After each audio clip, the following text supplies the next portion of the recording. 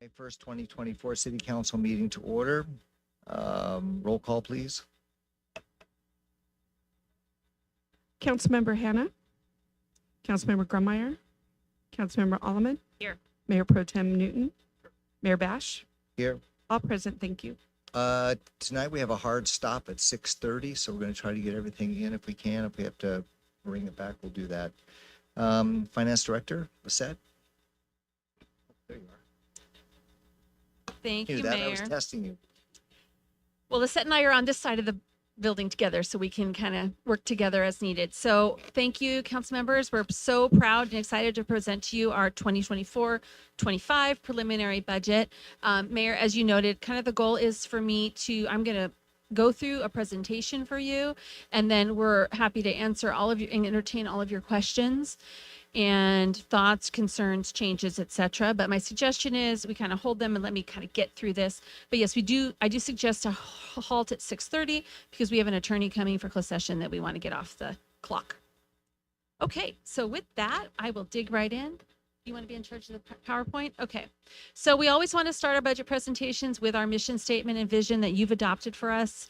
This drives our budget. It drives how we allocate resources. We talk about it all the time, talk about it with our employees, talk about it with each other, and we think about how we can build Horsetown USA, continue to support and promote an amazing equestrian-oriented, agriculturally oriented lifestyle here. So we start with mission and vision.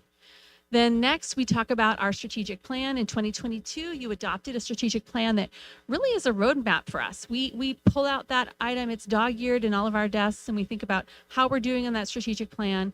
About 6 months ago, Kelly Newton championed an update for you. We've made a ton of progress on the strategic plan, but we're still working on those major drivers and emphasis areas, which are infrastructure and asset management, human capital, economic development, fiscal stability, communication, stakeholder experience, and public health, safety, and wellness. Those are still at the core of what we do. So in terms of this presentation, I'm going to open with a little bit about economic drivers and overviews about some of the fiscal conditions, specifically mostly with property tax and sales tax, just in general. And then we're going to dive into an overview of the operating budget and all our funds.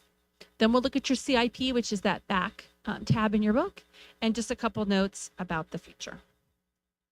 So some of the sales tax friends. Obviously, we talk about sales tax because, as you know, sales tax is our largest source of revenue at about 36% of our general fund. The snippet you have here on the slide we've given you is HDL's statewide sales tax projection for next fiscal year, which is up 2%. Lots of moving parts with how sales tax is doing statewide. And unlike property tax, which moves very slowly, it's kind of like turning the aircraft carrier, sales tax is much more responsive to specific economic conditions. Here is our 13-quarter trend for Norco, and this is up through the Q4 of 23, so December of last year. So as you can see, if you look at the overall trend over that time, we're up about 15%. That's what's telling you on that note on the left. But as you can see, we had a spike, if you will, during the pandemic years for lots of reasons that have been studied and talked about. People were home. They went to Lowe's and Home Depot, and in Norco, they went to Tractor Supply and the roofing supply place and all of our building supply places. They bought vehicles. They went to Target, and they spent their stimulus checks they got. So there was a lot of pandemic-related spending in the middle of those 15 or those 13 quarters you're looking at. So what you see more recently is that pandemic expenditures are returning to sort of pre-pandemic levels, growing a little bit in some years and binding down a little bit more recently due to a number of factors we'll talk about later. So this is our calendar year 2023 Riverside County, all agencies, what sales tax is done for every agency.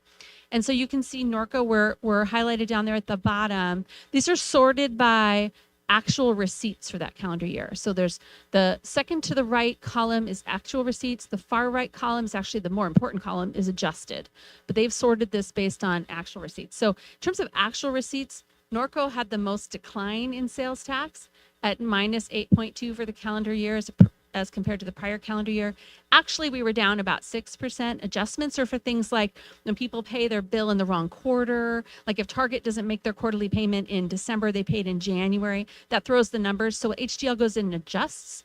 So like if you look at the very top, they show Desert Hot Springs actuals were up 34%, but really on an adjusted basis, making up for those weird anomalies, they were slightly down 1%. So at -6, we weren't the worst in the county, but we weren't the best either. And you can see virtually every city had a slight decline for the calendar year. So put this in just to kind of give you the context that sales tax, we're not the only ones facing sales tax challenges. They're really happening around the county and around the state. So as I mentioned, pandemic spike. We're kind of getting back to normal. The other thing is just limited demand, they believe too. Lots of folks bought cars, bought RVs, bought boats during the pandemic. They don't need another one now, right? It's only been a couple of years. Also, those are more expensive now, and borrowing is expensive. When consumers feel pinched, they spend less on, going to Target, going to Tractor Supply, going to Hobby Lobby. They spend more money on gas and on basic goods. As you all know, the ongoing one thing, just online share, as more people spend online, they don't come to our brick and mortar businesses quite as frequently. That means a reduced share of sales tax for us. But overall, even with that, with working with HDL, they are seeing statewide up a little bit next year. And when we get into our specific numbers, you'll see that we are projecting a modest sales tax increase for next year. But I guess what I'm trying to say is we're not going to see those big spikes like we saw in 21, 22. That was kind of a one-time spike, not a normal trend. Here is where our sales tax come from. And this is instructive to see how important that auto and transportation sector is for us. But very interestingly, the state and county sales tax pools are now our number 2 source of sales tax revenue. So that's money that's tipped. There's 2 big sources of funding that go into the county pools. The first is private party vehicle sales at the DMV. That sales tax gets reported into the pools. And then obviously online sales tax. So after the Wayfair decision a number of years ago, the state adopted a number of implementing statutes. So we do receive a portion of online sales tax, and it comes back to us primarily through the county pools. And then here are our trends, 22 to 23. This is calendar year over calendar year. You can see auto transportation sectors down. So the 2023s are the solid columns. Restaurants, hotels up a little bit. The pool was slightly down. You can see we're just slightly down or level in just about every category. So about food, this is a really interesting thing. This is from Beacon Economics, a couple of points. People are eating out like drunken sailors. Okay, we are loving to eat out as Americans. These are not Norco charts. These are California charts. But you can see the spend at restaurant and bars, 38% higher than pre-pandemic. That's enormous. And so I bring this up only to know that we want to continue restaurant growth here in Norco. I think this is a segment that we can continue to have more. Go back on the prior slide, Lisette, real quick. So you can see here, restaurants and hotels are relatively small relative to the auto industry. So the more we can grow that sector, that would be great for our sales tax. So back to the slide. Yeah, and then you can see here, a lot of it is on alcohol, that chart on the right, excuse me.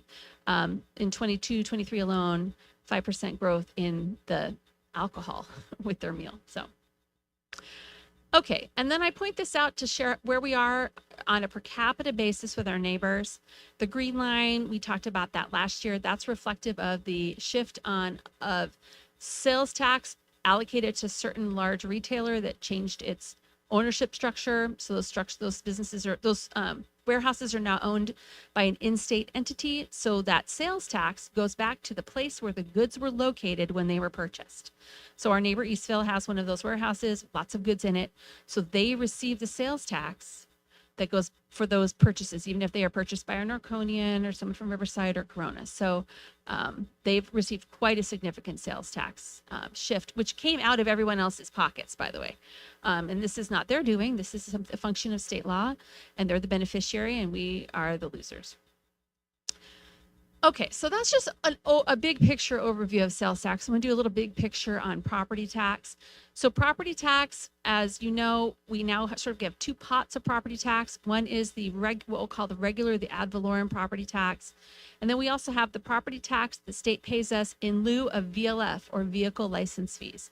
So those of you who've been around a lot of years, you'll remember cities used to receive vehicle license fees. The state did a complicated revenue shift about 20 years ago, took those revenues from us and gave us property tax. And at the time, they thought they were getting the better deal. So they gave us property tax in lieu of VLF. It's actually worked out to be great for us. We actually do much better with this change than previously. So together, those two sources of property tax related revenue are our second largest revenue source at 21%. So often residents will say, well, I paid lots of property taxes and Norco should have lots of it to pay for all kinds of services. And what this chart is showing is that of every dollar we receive in property tax, Norco receives about 9.9 cents, or we can round to 10 cents. So we receive a relatively small portion of that sales tax dollar. That's the red piece of the tower here.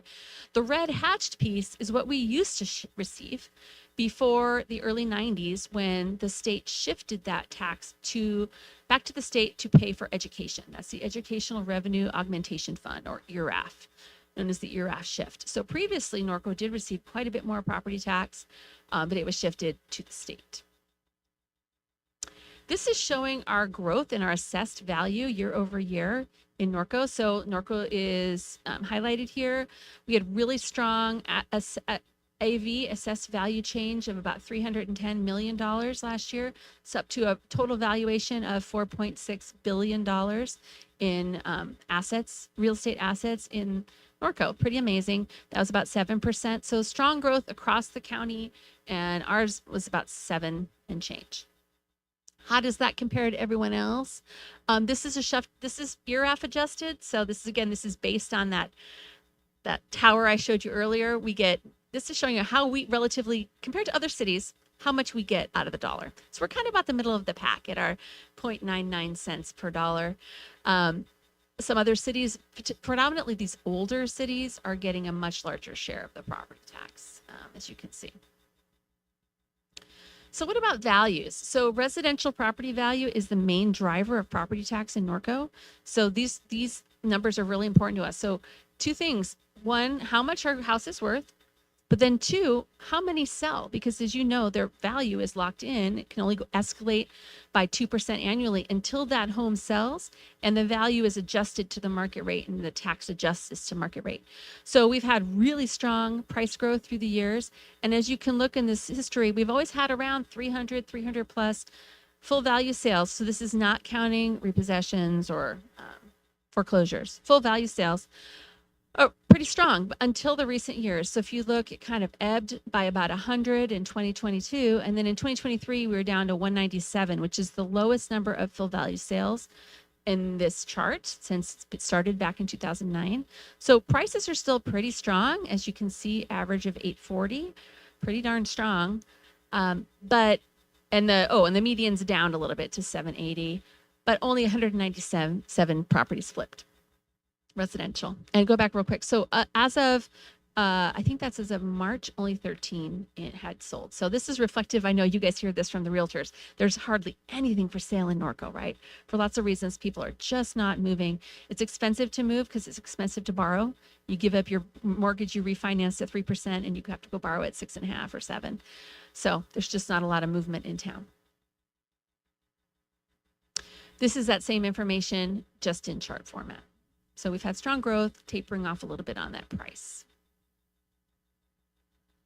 Okay, so this is reflecting what I mentioned, which is most of our assessed value, our AV is in the residential role. And this really reflects the fact that most of our properties in town are residential, right? So that's pretty strong growth you see there year over year. We do have some commercial and some industrial, but very little compared. It's really the residential property market that drives our assessed valuation here in town. So that's kind of the big picture on our revenues. And I'll just roll right into the kind of our most important fund, which is the general fund. And for those who may not be familiar who are watching, that's really where we pay for most of our basic government services. And so we focus primarily on the general fund, although not exclusively, as we talk to you tonight. So a little bit of an executive summary. We feel the inflationary pressures just like everyone. We see that price cost growth on our suppliers, whether it's small equipment, people we buy things from, that impacts us just like everyone else. We also impacted by various regulatory requirements that are always going our way. So there's always kind of normal cost growth, but complicated by inflation. So last year at this time, we were really struggling with where is our budget, right? We had historically had these budget deficits that had been projected, but then were not be realized. So the council really asked us to dig into that this year, which we have.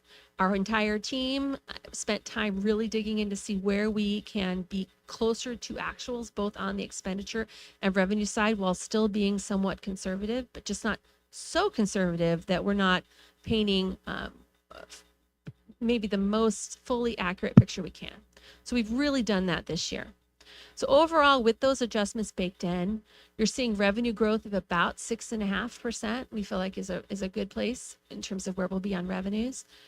But expenses are down about 6% overall to get to historic actuals. Now that's not making cuts of any kind. That's just going through and making those true up adjustments throughout. A couple bullets there, just what salaries is a big one, getting closer to where those actuals are. There's traditionally some expenditure savings in both the police and fire contracts that we've realized. So Lisette did quite a bit of analysis on that, and we baked that in.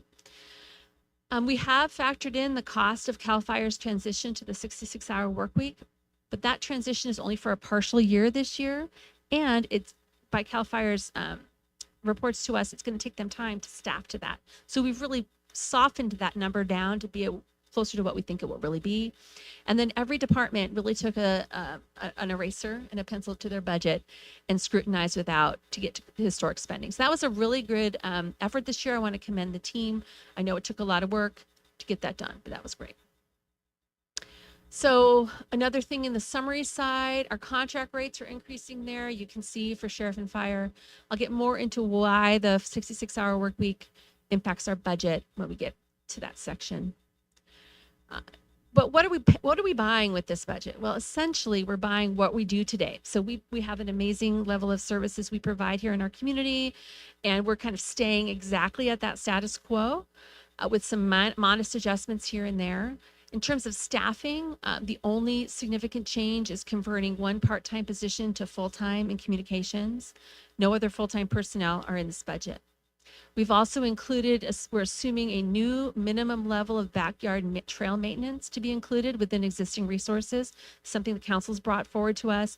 Chad has done a lot of work with our contractor and working with CAL FIRE on some pilot programs. So we're going to be trying to work on that. So instead of having residents maintain those backyard trails, we will assume a minimum level of maintenance on those trails. So we're excited about that. That obviously is a huge support of our mission to provide lots of trail connectivity to our residents and making those trails passable. Approximately 10 miles of trails, making them all passable to equestrians, pedestrians will be a great benefit to our residents. Another thing on the summary front, the insurance market is about the worst it's been since the 70s, according to everybody that talks about these things. How that translates to Norco, and we know it's translating to you as property owners and residents and business owners. For us, our costs are up about 50% this year. Overall, an increase of $973,000 across all funds. It's pretty mind-boggling and jaw-dropping. And $650 of that roughly is general fund. It's an enormous number to swallow in our general fund operations. But this is not unusual. It's not unique to Norco or to our insurance pool. We're also in year 2 of our MOUs with NGA and our other employee groups that are unrepresented. So the general fund does include the 2% COLA that was negotiated with those groups and a $50 a month medical increase. So modest adjustments to employee compensation, but those need to be done every year to keep up with the market. What the budget does not include, it does not include any contributions to general fund contingency reserve. Lisette and I would love us to be in the shape at some point where we can budget contributions to reserves. Right now, what we do is we do contribute to reserves, but usually it's at the end of the year with savings we have. Really, we'd love to be in a position to budget for contributions to reserves and to continue to fund the reserves that we've established by policy. However, even though we're not contributing to reserve, the budget is balanced without use of reserves this year. So that is good news. So summary of the general fund, there you have it. It's just about exactly balanced. We did a lot of hunting and pecking to get it to balance at the end there. We were a little bit off, but we made some further adjustments and we're just at balanced. This is telling you where our fund, that balance is. So we have total appropriated, unappropriated, and designated fund balances of $32.2 million in the general fund. And this pie chart's illustrating where that money is anticipated to be among our designated reserves. And when we look at our reserve policy again this year, we'll probably recommend appropriating some of that undesignated fund balance into some of those designated reserves. But right now, this is where we are, and it's a credit to the council. I know that you've come a very long way since the very, very lean, difficult days of 10 or so, 10, 12 years ago. So it's great news. And by the way, that does not include Measure R. That's just general fund. Even though the Measure R is technically a general fund revenue, that chart is only illustrating what we refer to as our general fund. Okay, so total revenue, let's get into revenues, a little more detail.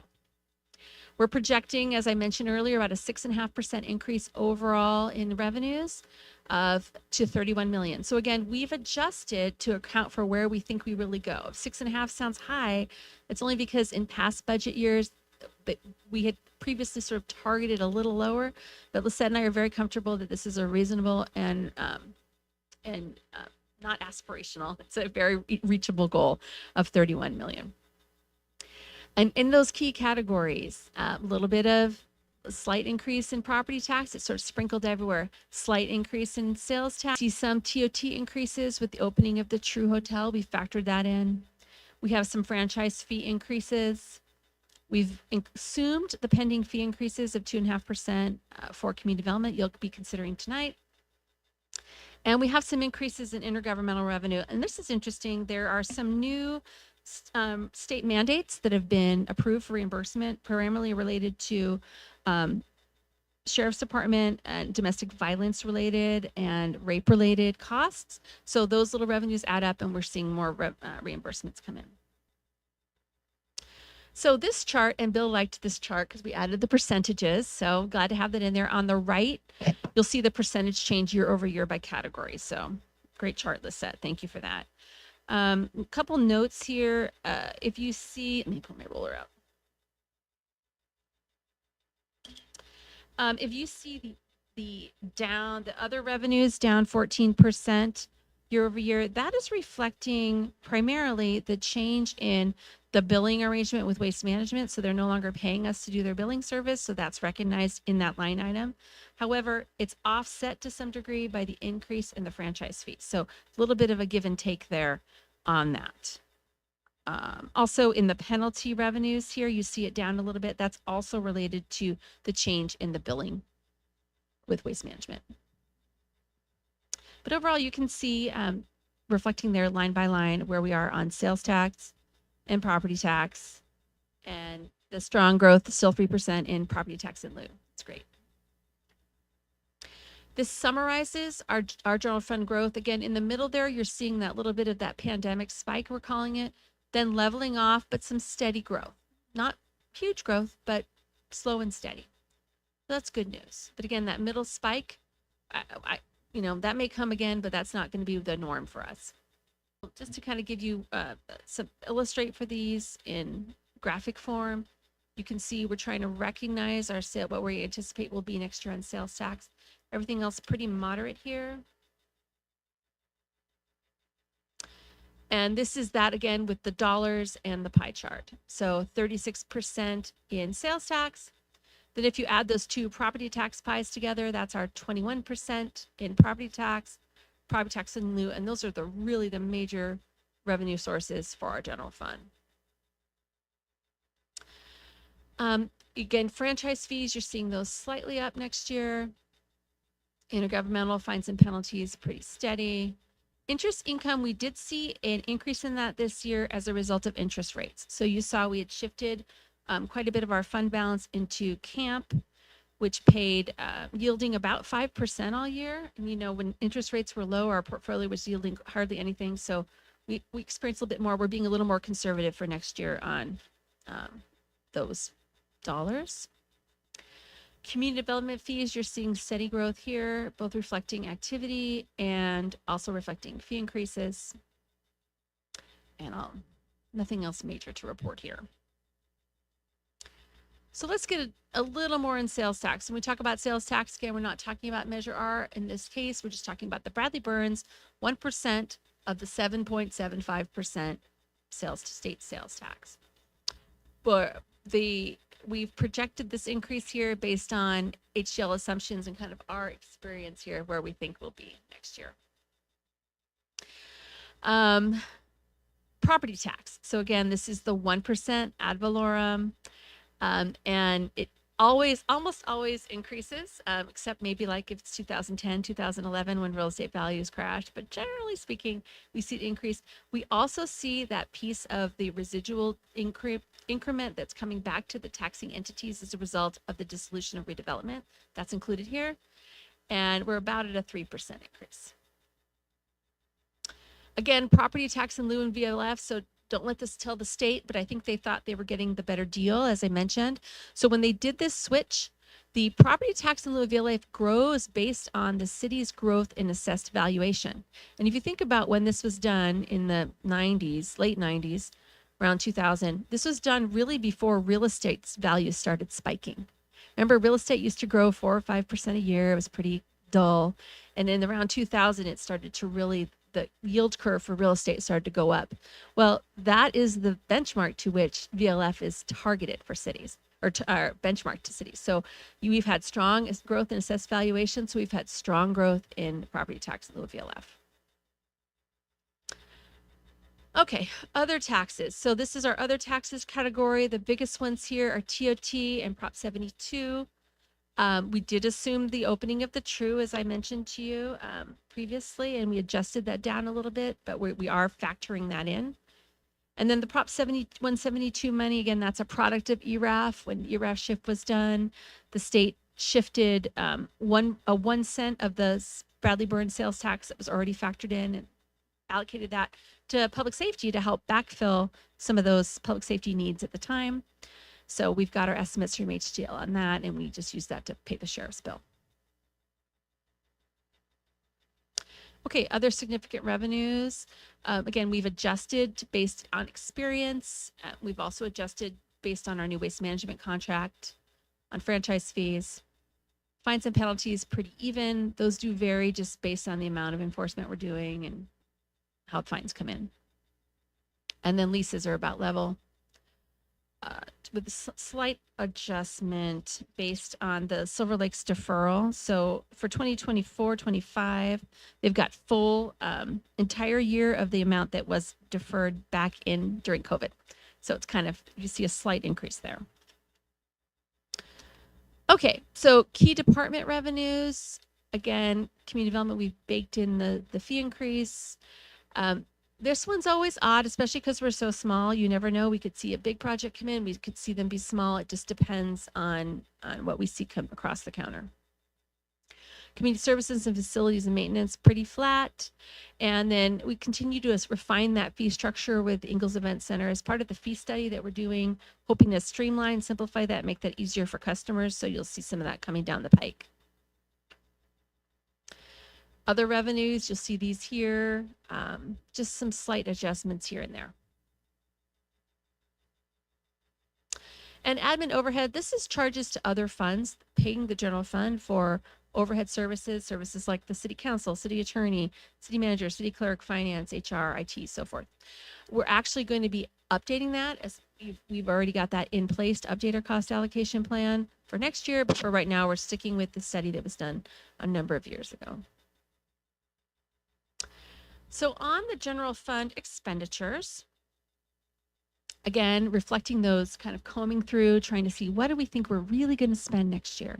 So based on that, we've taken expenditures down by about 5.8% as compared to last year's budget.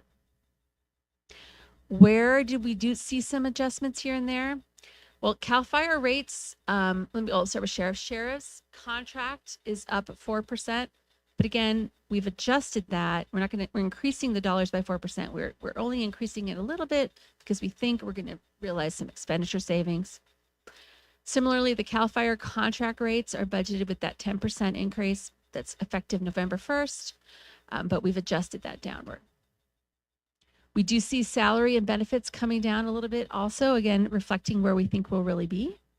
Not budgeting top step for every employee, but budgeting where we think those employees will actually land in their ranges during the budget year.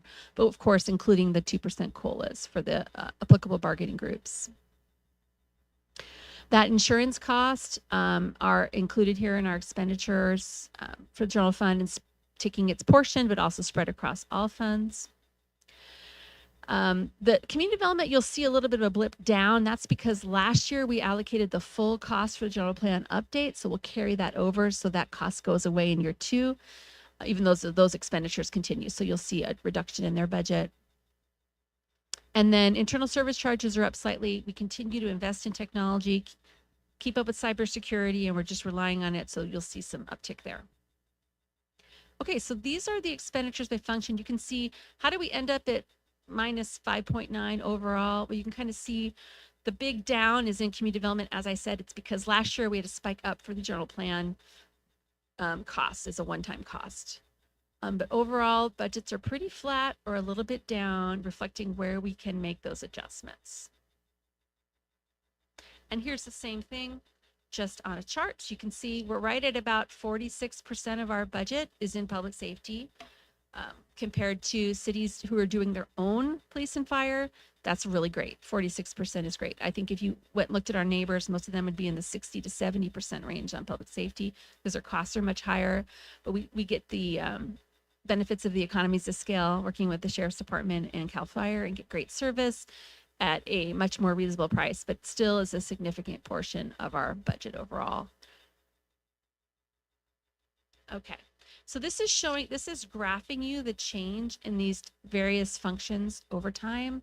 Again, you can see just really modest adjustments across the board, except for that big downward in community development that we talked about.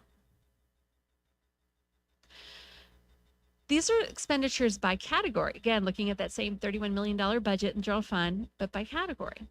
So really, when we talk about services, services are delivered by people. And so those are the two predominant categories you see of expenditures here.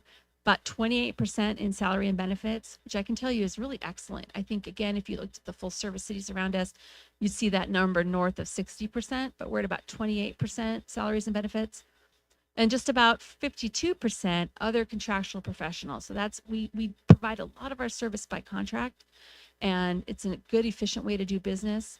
And so those two pieces of the pie together are right about 80% of our expenditures. People provide services. And here's that same dollars, but you're just seeing the changes over time. The one I'll point out here that looks a little different here is second to last one from the bottom, community programs. That's actually our low-income water utility bill program. And so we have adjusted that up to $175,000 next year based on our actuals for this year. So we're seeing more demand for that program. So we have assumed an increase for that. And as you may know, we cannot spend water funds for that. We have to budget that in the general fund. So that's what that community program one is, with an increase of 40% this year. Let me just look at my notes real quick. Yeah, so that's what that is. So with regard to, let me get into some of the other funds that are most significant here. Measure R. So Measure R, fund summary this year, you're kind of seeing where the money is going, anticipating about 17 million in capital improvement, almost 18 million really in capital improvements, and keeping that number, trail maintenance and repairs at 650 for next year. That's all the maintenance we're doing, and including the backyard trail maintenance we anticipate doing next year. This is the chart, and these charts were shared with the Measure R Oversight Committee last week. So there's where we are in projects. Street improvements tend to continue to be our #1 emphasis in Measure R. We're trying to do as many projects as our public works team can humanly manage related to streets. We know we have a lot of needs out there, a lot of big projects still left to do, and they're chipping away at them. So you'll see there 13 projects, existing projects. That means these were things in the CIP last year, in one of the years, that are now being funded in this year. Again, similar, just showing it as a pie. About 60% of the Measure R expenditures for next year are on streets, and then the remaining are sliced up there. One of the things we put here on administrative costs is zero. We want to continue to recognize that these expenditures are being managed by staff and resources in the city's base general fund. So we haven't added anybody. We continue to manage these with our team in the general fund. Okay, on the water fund. This is an interesting year for the water fund. So revenues are projected to be down next year by about 8.8%. So this is reflective of consumption that this year, basing on this year's consumption, which was obviously down due to the rain. So, and the second piece here is we have no rate increase, as you know, anticipated during the fiscal year. This obviously is completely weather dependent, human being behavior dependent, but this is where we're anticipating we will be at this time. Expenses are expected to be down just slightly. And really this is because most of our budget is now in fixed costs. So the budget for expenses does not go down with the budgeted revenues as one might initially think. So as a result of that gap, we will be using about 1.8 million in fund balance in the water fund to balance that budget this year.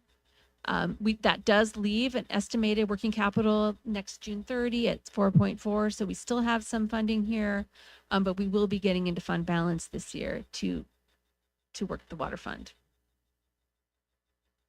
So this is showing you the revenues coming in, and as you can see, are just about half, almost half, are those fixed charges, so that don't change.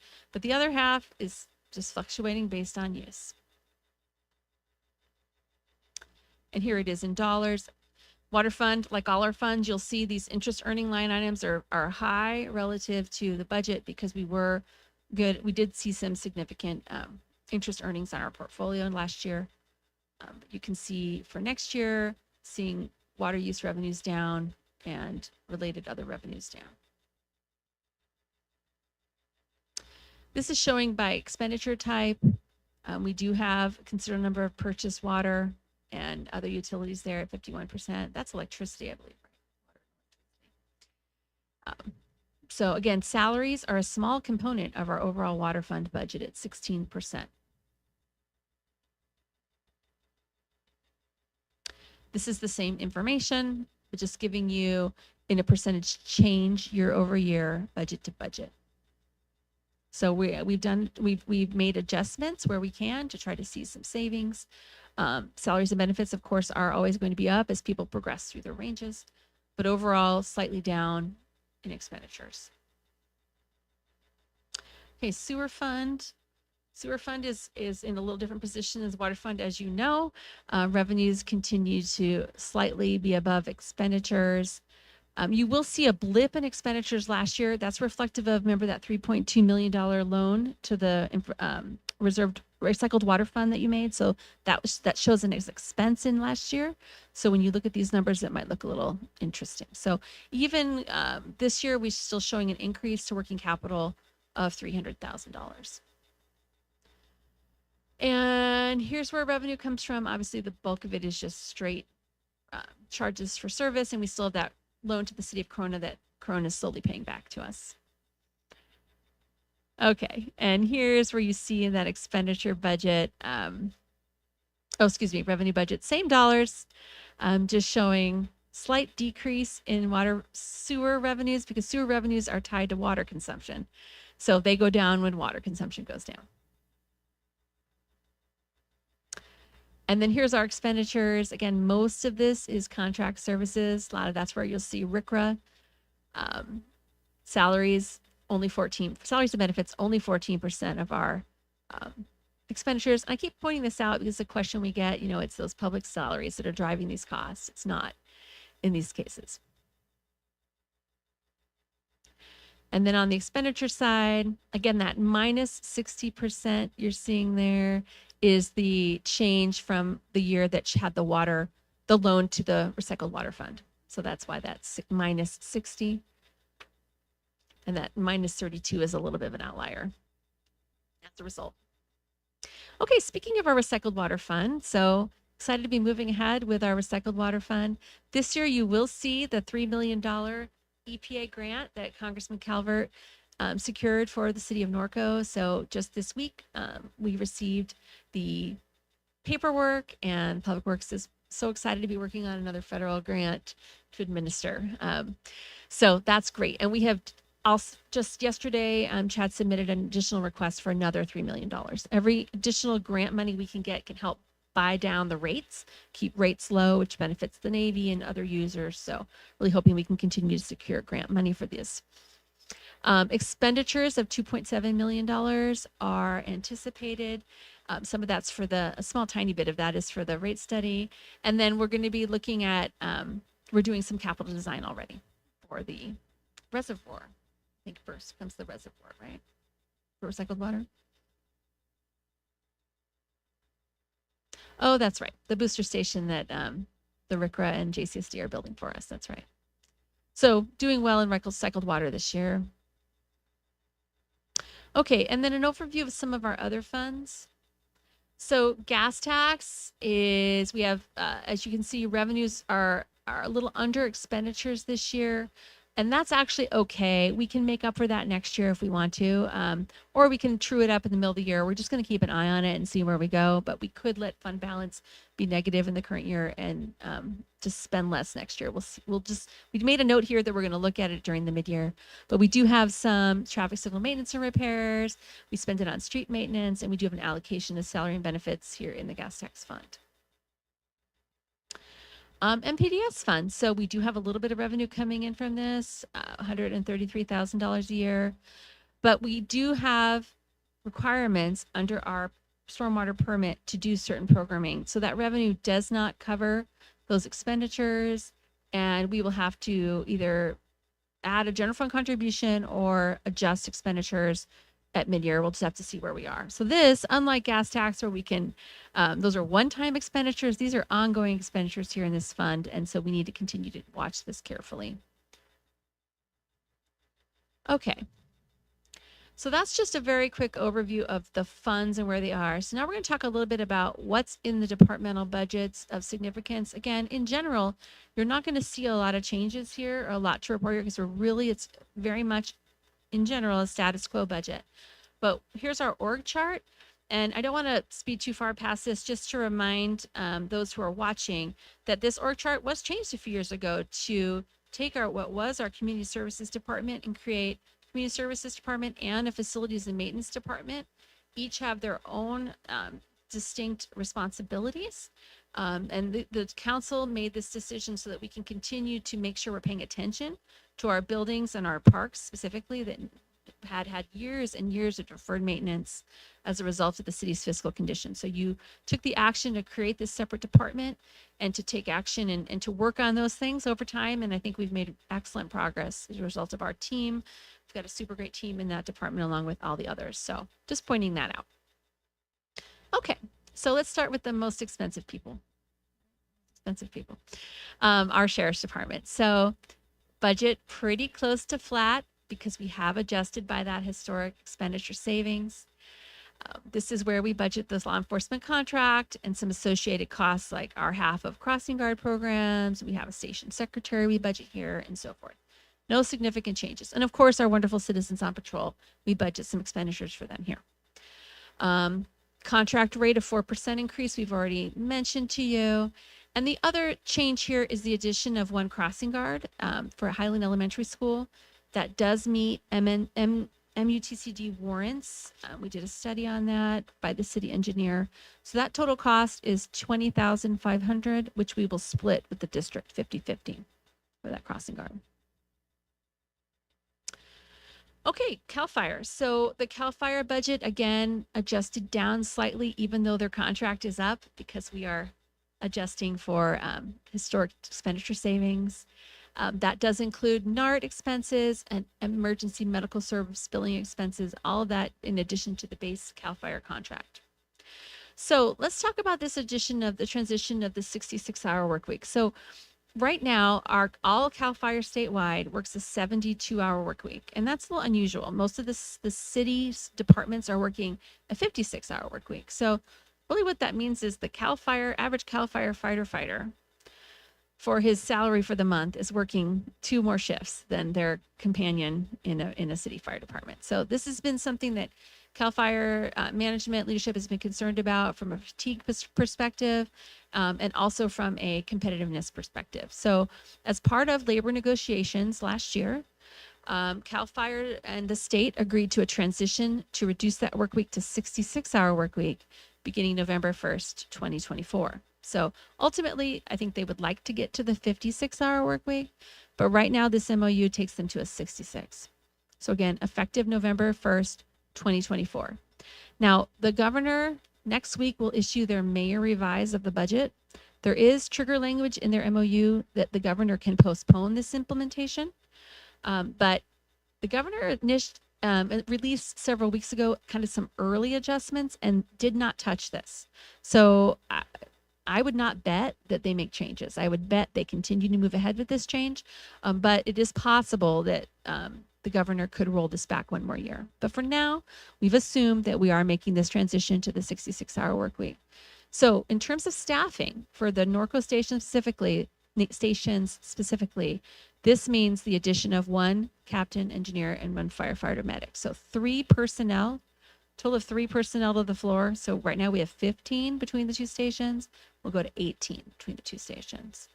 So that cost is going to be phased in from this year. Next year will be the full implementation. So this is coming next year. We factored in that savings here, but next year, based on today's salaries, that full cost is about $852,000. Next year, that will be more because they will get salary increases. I think they have 2 salary increases. 2 salary increases because they had between now and then. So it will be more than that for next year.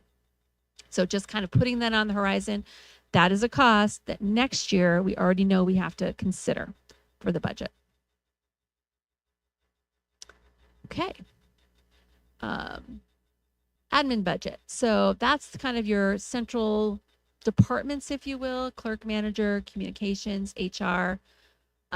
No significant changes here for next year, other than the city clerk's budget does have that annual election cost estimate in there. But we do have, as I mentioned earlier, the 1 personnel change we've proposed to make this year is converting that part-time comms specialist to full-time. So I made a note here. This is really the last division in the city. If you look at all of our divisions across city functions, in all those functions, we have at least 2 full-time people. So for example, in IT, we have 3 budgeted full-time. We have 2, we went to 3. Communications, though, is the only function where we have 1 full-time person. We have a part-time person behind, but no full-time person. So there is I really feel that it was in our best interest to have 2 full-time people in our core functions.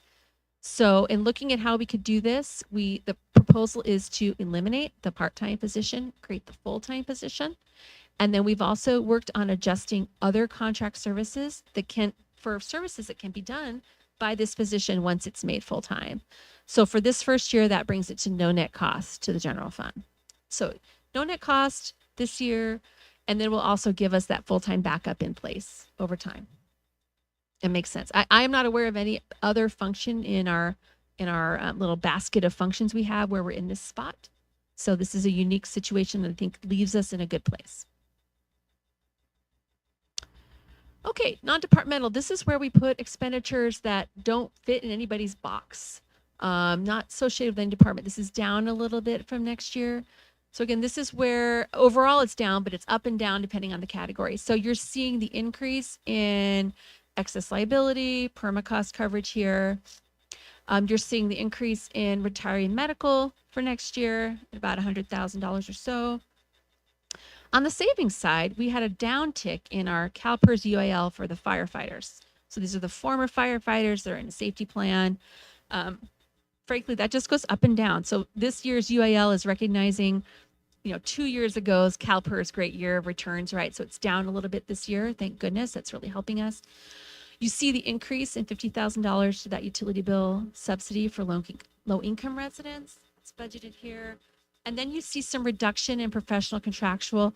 That's eliminating some one-time contract costs we had last year coming out of the budget this year. So overall, down just a little bit.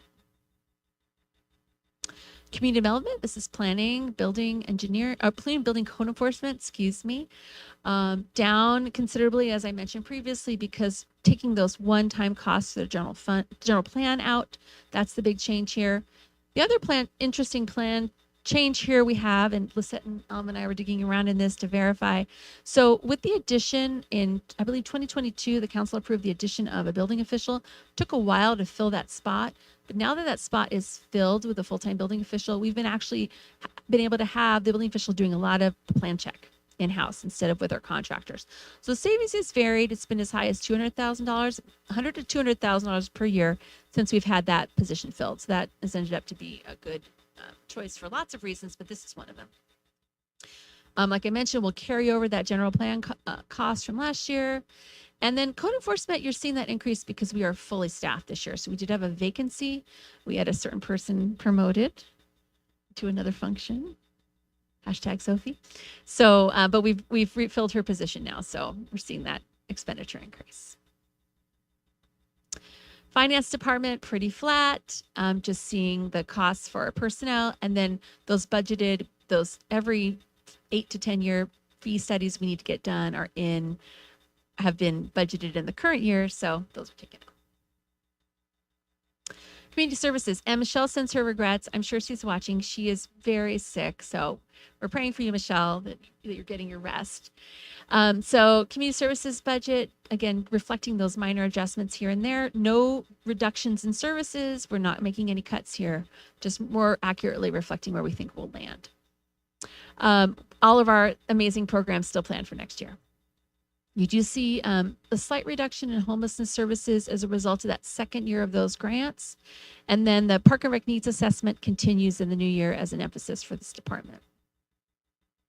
And then on that special events, so slightly down a little bit on this slide.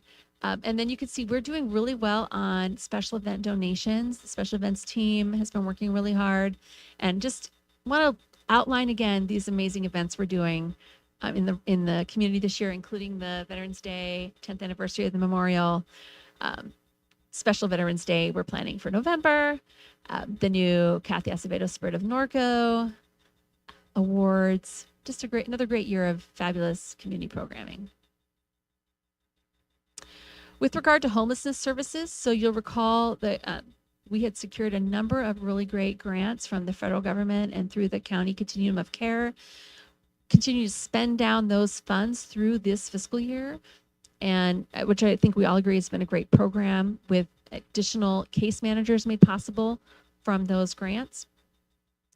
However, those grants we anticipate will be fully expended through the end of the budget year. So Michelle and Karen Roper will be getting with the subcommittee, I think it's Councilmember Alleman, Councilmember Grunmeyer, to talk about what we want to do going forward. So, really we need to kind of have the conversation about some sustained allocated funding for these programs and what level can we afford to support it, what sources of money can we use for these purposes. So that'll be a discussion, again, something to put on your radar for next year. But for this year, we'll continue to spend down these grant funds. Facilities and maintenance budget. So again, adjusted downward just slightly. Same level of service, no big changes here in this budget. Continuing to work on those special events in Ingalls and around our communities. So they work really in partnership with community services. They work hand in hand on those special events. Also, complementing their staff and working together on the physical side of the events. And then again, capital project management. We have lots of capital projects we're delivering primarily in Measure R, and that's a huge priority for that entire team. Public Works budget, same theme, adjusted slightly downward, same level of service, but again, adding that backyard trail maintenance to a minimal level within existing resources, working to deliver that capital project and also on recycled water, and then looking at some federal state water regulations. So you may have heard that the EPA did finalize their rule on PFAS. So Chad is going to be working on a memo. We'll provide you and a lot more information coming about what we need to do with regard to PFAS in the coming years. So we've known this is coming and it's kind of here to stay. And so this is taking up a lot of Chad's time now to figure out what it is we need to do to be compliant with not just federal, but also the state regulations, which in some cases are even more stringent than the feds.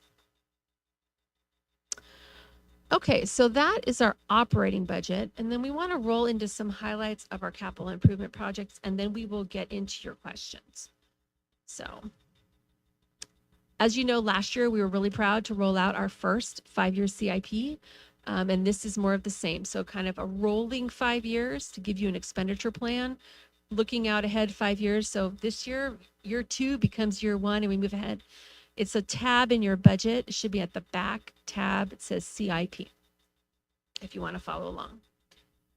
So this is a summary by category. Again, a really ambitious CIP project list here of almost $55 million in capital projects. The most of those are those storm drain projects that are funded through county flood. So super appreciative of their partnership. I know I had a conversation with Sam last week, I think, about how just colleagues in other counties don't have that same kind of partnership with their counties. So we're real thankful to have the county flood on working with our local agencies to make these improvements. And then followed closely by street improvements at 12 million this next year. So lots going on. Sewer improvements, sewer lift stations are not cheap. We have a number of those, and the list goes on. 6.8 million in water improvements, and then another 3.5 million in facilities. So lots of good work planned in the coming year. And this chart is just summarizing those same things, same numbers by category. So you can see where we're making those investments. So, and this just shows it by projects. So that was the dollars. This tells you how many projects we have. And again, new projects are things that were not in the prior CIP in any year. Existing projects, that was a project number that was it was listed, it was anticipated it was coming. Now we're giving it dollars this year. So rolling those projects forward in our CIP. Again, really thankful for Chad and Amanda. They've implemented CIPs in their professional lives and other agencies. So they brought that expertise to bear here, and we've been working on that. It's great. Okay, so a couple highlights on the facilities side. So number of new projects here. Here's some of the big ones. HVAC in 47, that has got to go at a cost of about $700,000 for new ducting, AC units, air balancing at that station. You've approved that arena bleacher replacement project. As you know, that's a total of $1.56 million. So I know Amanda's already working on that. Along with that, we are proposing to replace the bucking chute system and roping boxes with new preferred models. Those chutes and boxes are over 20 years old and lots of wear and tear. They're also bent in areas, so we need to work on that. This is a new project, and we're budgeting that at $100,000. And then last one we want to highlight, senior center generator. So the senior center is a designated cooling center. However, it does not have a generator. So we really want to put that on the generator. We did design and plan review in the current year for the senior center generator project and looking to get it installed next year after it goes out to bid. So that's about $300,000 project there. So lots of big projects and big investments in lifestyles you can see with the new bucking chutes and the bleachers and the amenities there. Okay, so on fleet maintenance, want to highlight some of the fleet maintenance projects we have here today. 4 big projects here. So one is this heavy duty service bed truck. This is for public works. This is what's going to pull the Vector trucks instead of using a dump truck. So that's one of those projects. The stake bed utility truck is going to replace our 1989 Ford F-350. So 1989. That was a very good year, 35 years ago. But it's time for that truck. It's met its useful life. It's had a lot of issues with maintenance. So the new stake bed truck will have aluminum stake rails, hydraulic lift for dumping. So that's a $100,000 investment to work with our staff.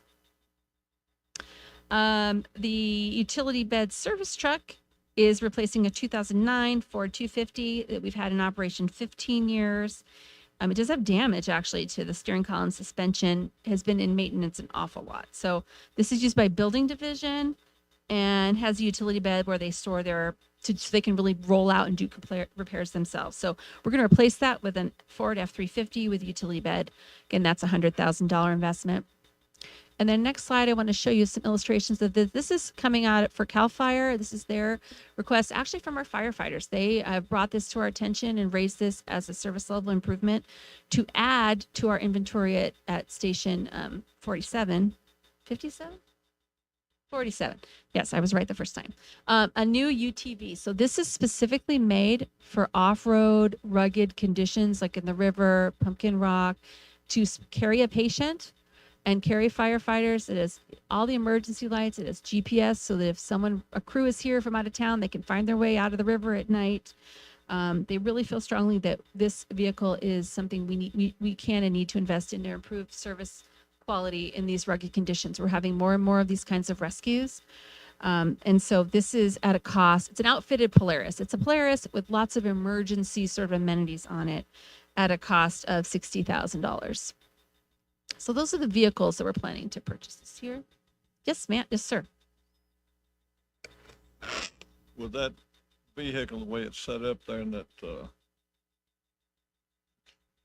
I ain't gonna call it a body bag there in the back, but it's a place where they lay the patient Yes, down because the old stuff. exactly. It's a gurney. You lay them out. You can lay them fully out. They had an old wagon there that, like riding in the Yes. wagon back today, no springs. You can hear people actually screaming at this wagon. Yeah. So they're actually going to keep the farm truck that was converted. They're going to keep it as a roll down, but this will be obviously a much more advanced piece of equipment. Yes. This would be a good deal. Yes. They're very excited to get it.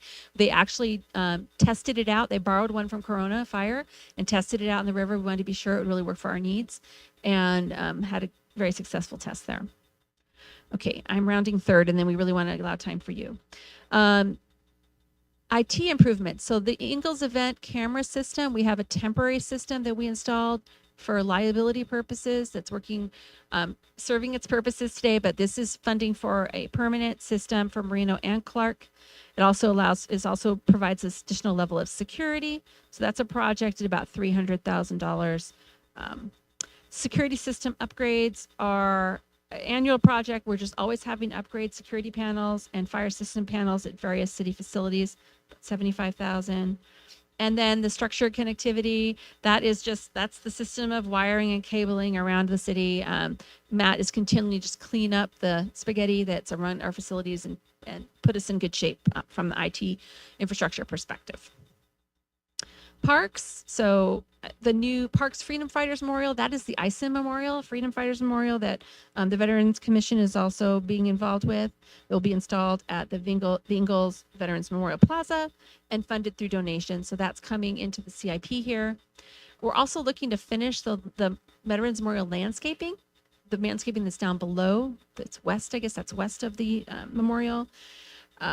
And prevent erosions from the plaza into the parking lot 3. So we're going to finish that at a cost of $60,000. The $600,000 Parmenter Park parking lot improvement project is in here. Big bulk of that is the WQMP, the stormwater requirements on a project of this size. So you wonder, why does that parking lot cost $600,000? That is the stormwater component really driving that cost. And then finally, the Park Playground Replacement Program that's being recommended to you by the Measure R and Commission. That is assumed here in the CIP too. A really amazing piece of equipment or set of amenities for the kids of Norco. Recycled water. I'm not going to get into this, but we talked about this a little bit already. Sewer improvements. We continue to have lift station replacements. I assume you all know what a lift station replacement is. If not, if no one knows what a sewer lift station is, talk to Chad offline and he'll describe it to you. But it doesn't, where gravity doesn't get the stuff going, you have to lift it and help gravity along. And then storm drain, it's really these N3 and N4 extensions. Fantastic projects that are going to help move water in low areas of the community and make life better for the residents and the folks that are driving through these areas. Street improvements. So major ones, 2nd Street, River to Hamner, Valley View. That's a tough segment of Valley View. And then some paving on Woodward Avenue. But you can see that's just 3 new. We've got 13 existing projects. Lots of projects coming. In terms of trail improvements, so we're looking to finish that Silver Lakes Causeway. We're working to get that conveyance from JCSD, and then we'll finish through that causeway. And then, as always, working on those trail fencing replacements, working with the STUC committee to identify those next places where they'll go, and continue to build out that nice trail fencing. And then on the water side, again, adding 3 new projects, working on 10 for a total of 10 existing. There's lots of little mainline replacements that we've got around town, and also doing the PFAS treatment system design, which is incredibly, just shockingly expensive. Shockingly expensive, but it is what it is. So those are baked into the water budget. So looking ahead, and I know you all had the budget for a while, so I'm sure you got lots of questions. That's why I'm hurrying, so we can make sure we have at least some time for those today. And then we'll take as much time as you need either tonight or another day to be determined by you. But looking ahead, to summarize some of the challenges and that we're going to have next year, and some of these I already highlighted, it's that full cost implementation of the CAL FIRE workweek change. That's coming. Again, I think that in terms of the system, that is going to give our firefighters more rest. It's going to provide us additional depth in terms of just there will be more firefighters that work in Norco, but it does come at a cost. With regard to the sheriff's department, they are in MOU negotiations across all their groups. Their major group, the sworn sheriffs, are coming up, expiring later this year. So we'll be looking and watching to see what happens with those salary negotiations. We do need to be continually adjusting our employee salaries over time, little by little, so we stay competitive. We've made great progress to get competitive, but we need to continue to stay there. And just, I think the way to do that is to just make modest increases each year so that you just never get very far behind. So we need to stay on top of that.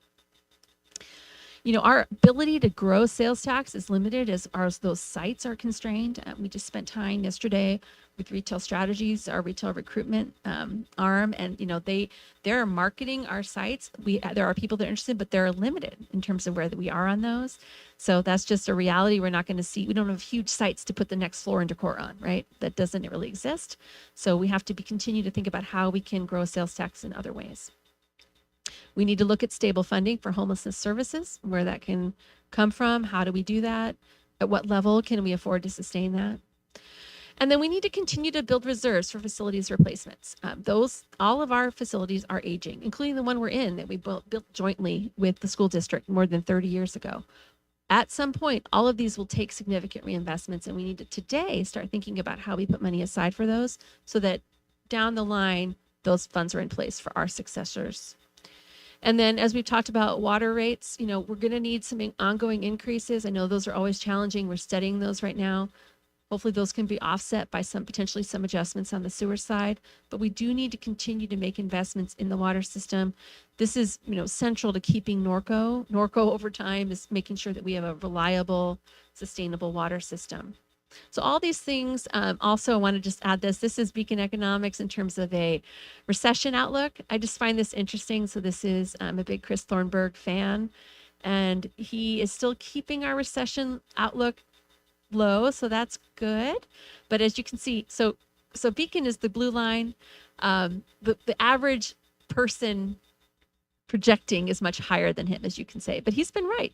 There hasn't been a recession, even when more than half of the folks were predicting there would be one. So I put this in for food for thought. If I had a crystal ball and knew for sure, obviously that'd be great, but we don't. And just one last thought. So something that we've been talking about as a team frequently is the need for us to be good ancestors, right? That we lay the groundwork for success in the future, that people look back on us and say that we set them up for success. I love this quote about thinking ahead from Warren Buffett. And so I know this council's committed to do this. You've made hard choices. You continue to make tough choices so that we can be good ancestors and we can be thinking ahead so that future Norconians are really thriving and successful and have an amazing lifestyle here in Norco because of the fiscal restraint that we had and the choices we made at this time. So with that, I want to, again, big props to our team. Everyone's here but Michelle, but Alejandra's here to help with questions on community services budget. And then anything we can't answer, we'll write down. Again, Mayor, it's up to the council in terms of where you want to go next after this discussion if we need to continue it to later in the meeting, or we can set another budget workshop for the 15th. So thank you. Right now, we have 21 minutes. Thank you very much for the Thanks. time. Thank you, staff, for all the hard work you've done. I really appreciate it. With that, who would like to start? Robin? You have questions? Berwin? I just got a question for Amanda. Still quiet over there today. When you replace the equipment in Marino, are you gonna, they're not taking the old stuff in trade, I presume? Briefly, not. They're not gonna take the old stuff in trade. You're not trading the old stuff for new stuff with the company. Are you gonna sell that old stuff? Cause it will sell. So it would go to auction. I'd advertise it instead of going to auction. We're actually, I don't know if I could talk about this, but we're, our vehicles now, we are going to an online auction. And I think we got more money for the old forklift and some of the other old equipment that went to auction than we've ever had before. So it would go to public auction. But I mean, the bucket chutes and stuff, individuals would buy those. And they can on that site as well. And we advertise that as well. Because the last thing that the city had sitting around that they were gonna bring over and use, instead of starting gates from Silver Lake somewhere, and the day before they were gonna bring it over, they got stolen, so we got to watch stuff like Oh, no, they'll be put in our yard until we can get them online, and then they'll come and pick them up. that. Okay, thank you. Greg?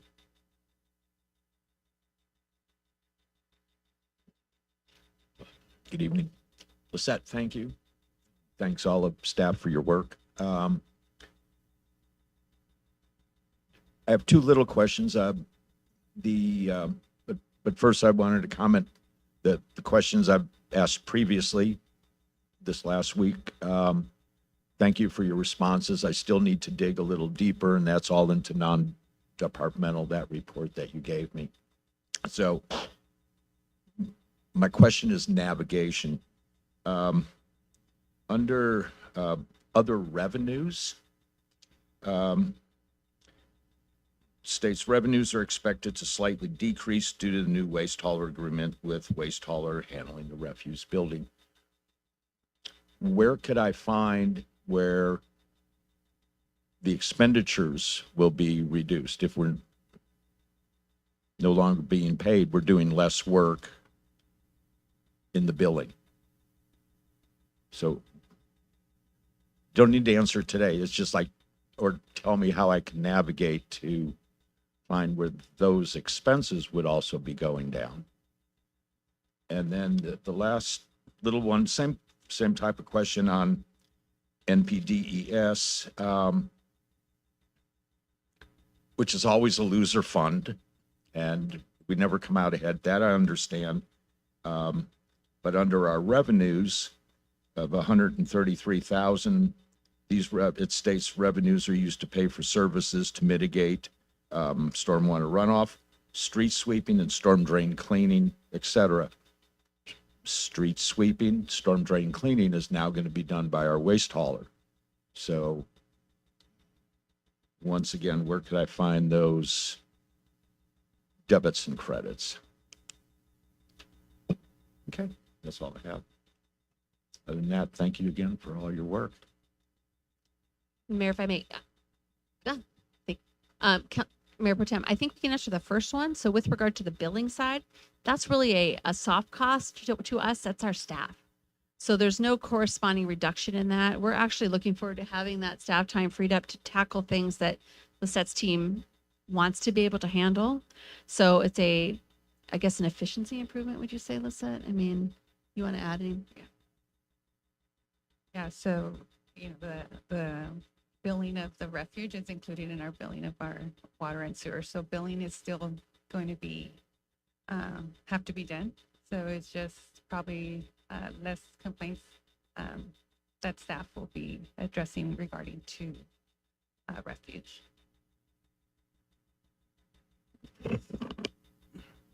Could we use that money to maybe say that Instead of you leaving at 9 o'clock at night, you could leave at 8 o'clock at night? That would work. Okay, thanks. Thank you. Soft. Catherine.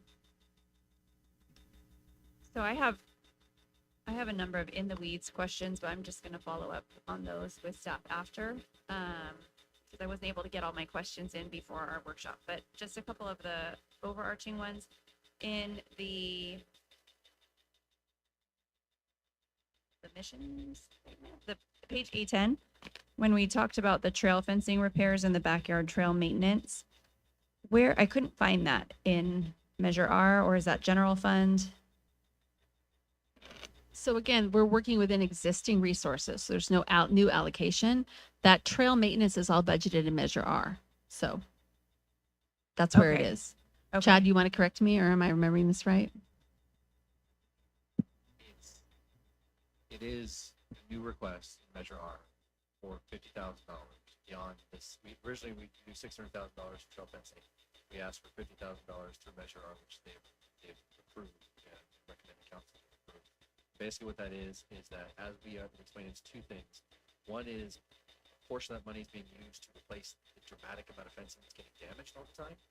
It's like it's become a mothball flame. It's getting crazy how much stuff's getting damaged. It's unfortunately very expensive because it's spot fixes and they're not cheap. Vendors will not do it.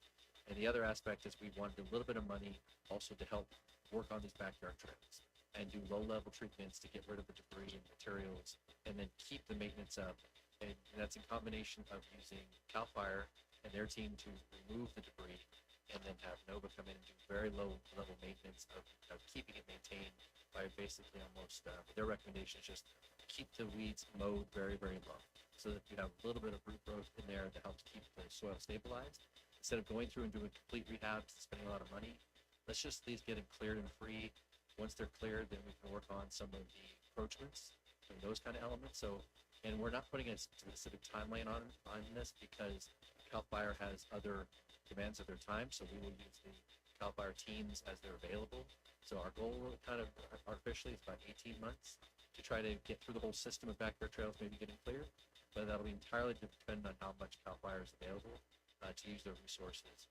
But that's basically what we're asking for is recognizing that if we're putting in new infrastructure, we need Measure R to help maintain it once we put it in and prepare it. But we also want to start at least tackling the backyard trails. So would that be, is that then in the CIP, or that's in the Measure R part of the budget? It's an O&M on the, when it Okay, comes to the okay, trail maintenance. Okay, thank you.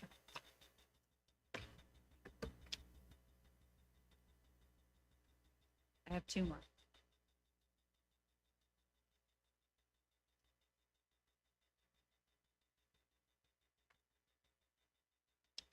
Okay, on page 3, under the budget summary, when I looked at the general fund, our estimated beginning fund balance, estimated revenues, expenditures, kind of where we predict where we'll be, there's a transfer in of 369,500. What page are you? I'm on page 3 behind budget summary. The first line of general fund 121. So that is coming from our water and sewer, as well as our AQMD and our LMDs. So we charge sort of an administrative fee to those enterprise funds and the LMDs funds to cover some of our work. Okay. Okay, thank you.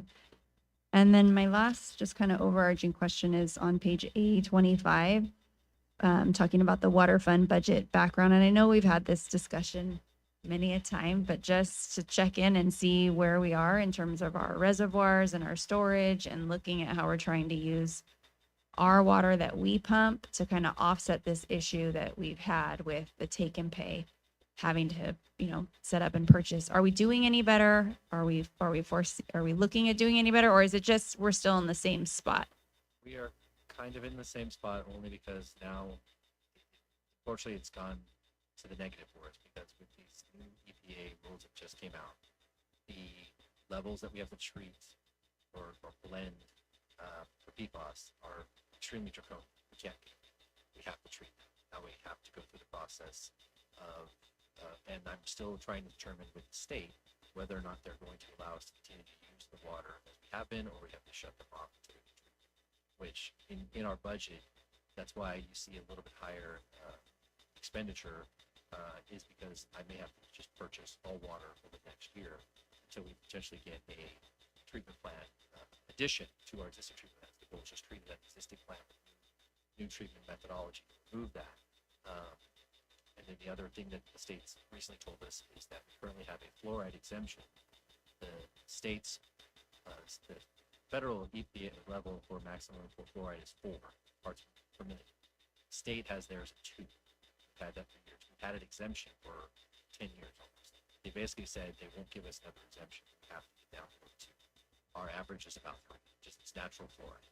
So now it's another element I have to treat for. I can't use any of our wells. So it's another element that we're working on with our consultant for PFAS to try to figure out. And ultimately, as we explained before, we're going to come back and do an analysis to figure out the cost effectiveness of doing that, whether it makes sense for us to still do a treatment system because we can still be cheaper than our partners, or if we need to go 100% on other sources because of what we're doing. We're going to do that as a cost analysis. My goal is to bring that back to council within the next month, a proposal from one of the consultants of that information. Okay, thank you.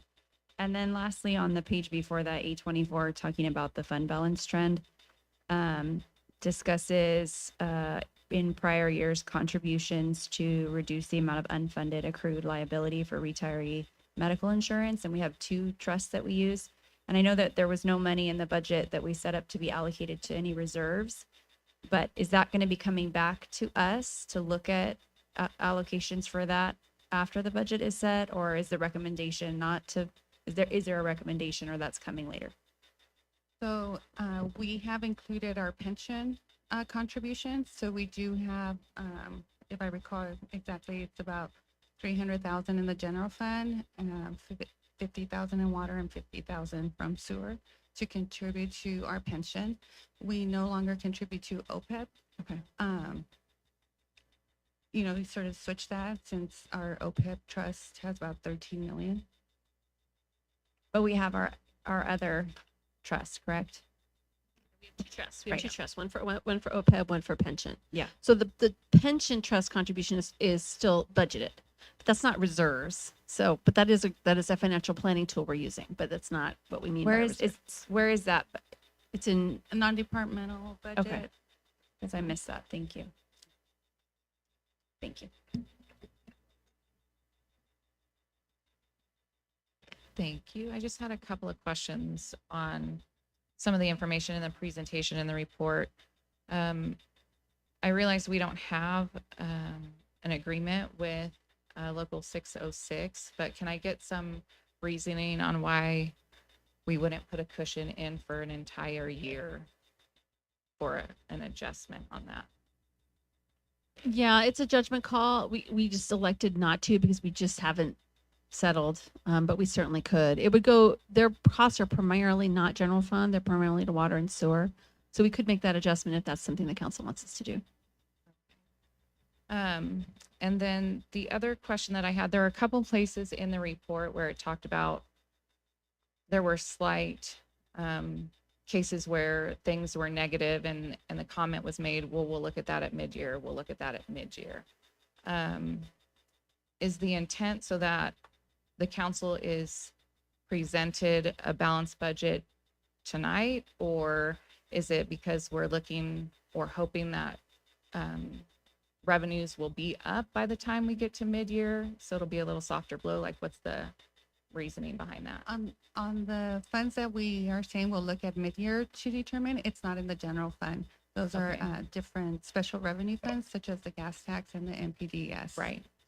So, but are you projecting that the revenues will then be up, or will decide to take them from the general fund or somewhere else later in the year? We would probably recommend, if we do need to, probably as a transfer out from the general fund. Okay. And then my question kind of along with that, I know there are some that are definitely compliance issues, but like on the gas tax, fund, I think the comment was made, well, we can go negative and then like make up for it in the following year. On projects like that, is there a reason why we can't cut back on projects so that we aren't going negative? Yeah, we definitely could. And I think on that one, the goal would be we'll get those projects out to bid and see how we do. But yeah, we could do that. I mean, we could adjust. But on that particular one, because that tends to be more one-time allocations, that's where on the fund accounting basis, it may not be, it's not as much of a concern like the NPDS funds. Those are ongoing expenditures. So we don't want to get in the habit of running negative. But on a gas tax fund, if Chad has a project that's just a little short, we can build it this year and then next year build a little less of a project. That's an acceptable practice. Okay. So, but we just don't know where those are going to land. That's why we're saying, let's see where we are mid-year. We can decide to hold off on an expenditure to the following year. We can reduce the scope. We can kind of see where we are. Okay. And then I, along the same lines as Councilmember Newton, would like to see, especially like on the NPDS or whatever, like Waste Management has picked up some of those expenses. And so I want to know if that was, accounted for in those estimates. And then along the same lines, I understand we're not reducing, a staff person because billing still has to be done. But my impression is that staff person deals primarily with waste management stuff a lot of their time. So looking at, hopefully the positive impacts for your department and your staff. And again, that might not be a dollar change, but if you can come back at mid-year and say, we were able to complete this many more projects, or I was able to get 5 things off my things to do list because this person is freed up from having to take care of that other work, that would certainly be helpful to know, just as a matter of efficiency, and hopefully that change has been a positive impact for staff here at City Hall.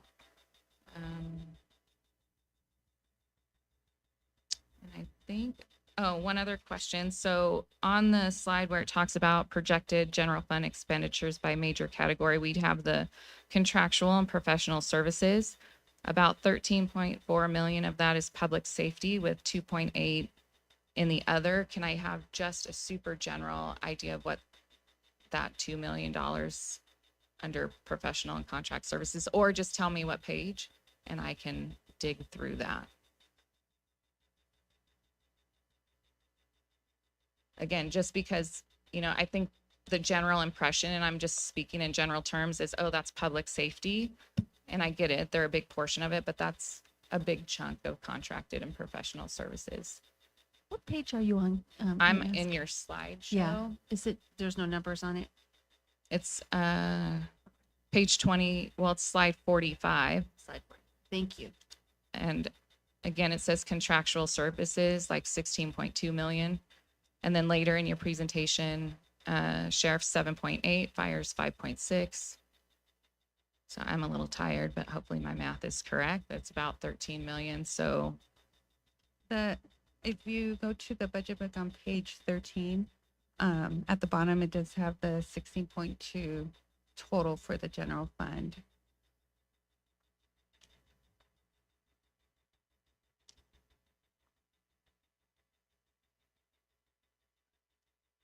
okay, so that still takes me to, and again, this doesn't have to be answered right now. At the top, the 34,100 contractual services, it has decreased, but can I get a breakdown of that $3 million when you get a chance? And that's all my questions. Thank you. I'll come back with most of my questions. I had one though that was kind of indicative of, if you look on A7, and this is really a really goofy little, at the very bottom in Norco, however, the city's largest category of taxable sales are general consumer goods, autos, and transportation.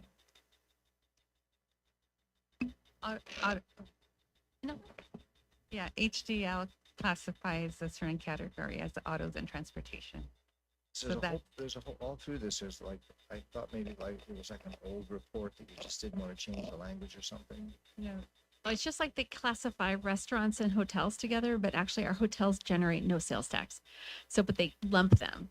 that's just their categorization. If we ever had a hotel that had a restaurant, then that would generate sales tax, but we're not at that point. Yeah, they always tell us they won't do that.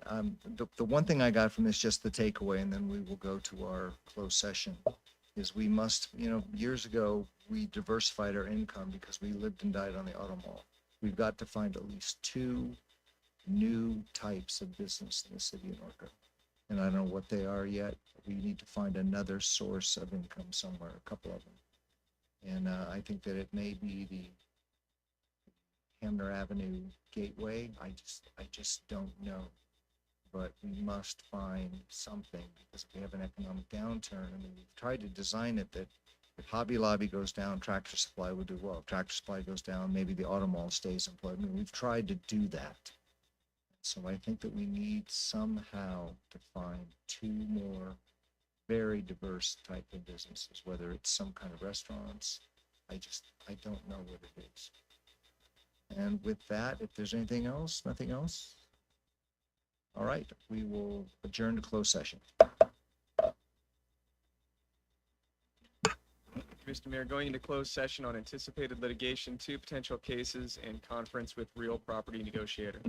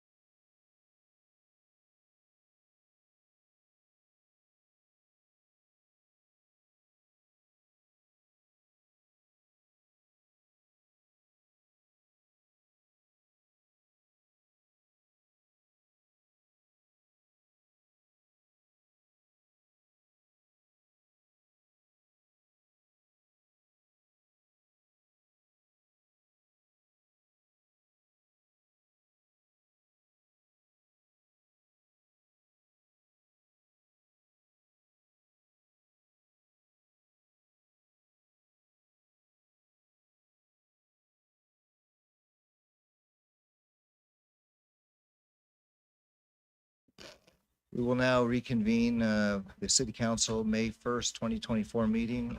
Do we have anything to report from closed session? No, Mr. Mayor, council heard all three items, well, two potential litigations and one real property negotiation. No reportable action. Council was updated on all three matters. Great, thank you. And I apologize to the audience. We had something that came up that we had to deal with. Normally, we try to get out here at 7 or 7:05. We're a little bit late tonight, and I apologize. Pledge of Allegiance, Councilwoman Grunmeyer.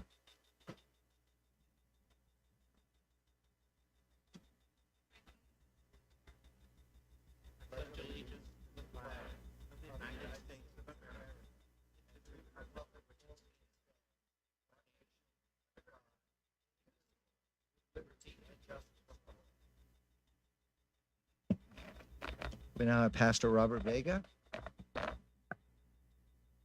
We have a newbie. Welcome. Welcome to Norco. Thank you. Good evening. Thank you for allowing me to be here. I've been here for 6 months now, so I'm excited to be here with you guys. Where are you from? Riverside, California. So I'm a neighbor, close by. You walk. Yeah, basically. Yeah. Let's go to the Lord in prayer. Heavenly Father, thank you so much for allowing us to be here today, Lord God. I pray, Lord, that your will be done, Father God, as we open up this session, Lord God, this meeting, Lord. I pray for wisdom, Lord God. I pray for guidance, Lord, as we have this great privilege to serve the city of Norco, Lord. I just pray that you be with us all, Lord God. As I said, Lord, your will be done, Father God, and give us the wisdom and the guidance that we need tonight, Lord. In your son's precious name we pray. Amen and amen. God bless.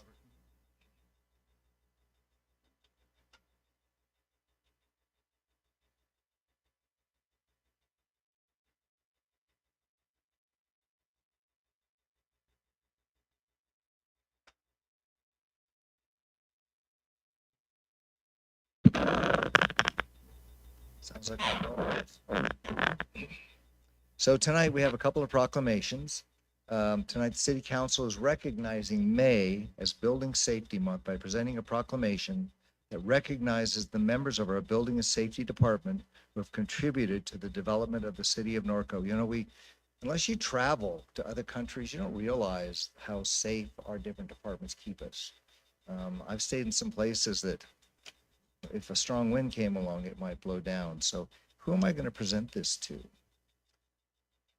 There we go. So first I'm only going to read part of the proclamation. So the 2024 theme, focus on safety leadership and ESG excellence, highlights the combination of safety practices with environmental, social, and governance principles. And each year in observance of Building Safety Month, people all over the world are asked to consider the commitment to improve building safety, resilience, and economic investment at home and in the community, and to acknowledge the essential service provided to all of us by local and state building departments, fire prevention bureaus, and federal agencies in protecting lives and property. Now, therefore, I, Kevin Bash, Mayor of the City of Norco, representing on behalf of the City Council, do hereby proclaim May 2024 as Building Safety Month. Make sure I got everything here. So I want to thank each of you and everyone this evening for coming to participate in the recognition of Building Safety Month. And I would like to call upon our Community Development Director and members of our Building Safety Department. All right. Stop. So anyway, let's get a picture. I really apologize. Thank you. Would you like to say a couple words? Yeah, thank you for the recognition. It's great to be, a great partner with our community, helping keep our buildings safe. And we're not always the most popular group out there, but we just love to do our part and help people achieve their dreams of building whatever they want. And we're always here to answer questions, and don't be afraid. We're not going to bite. We love to be your partner. So thank you very much. Oh, I'm Steve Rainey. I'm the building official.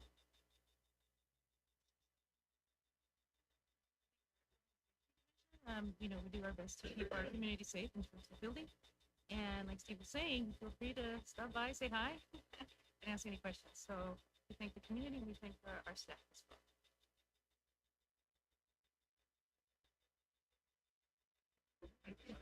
Get out front here.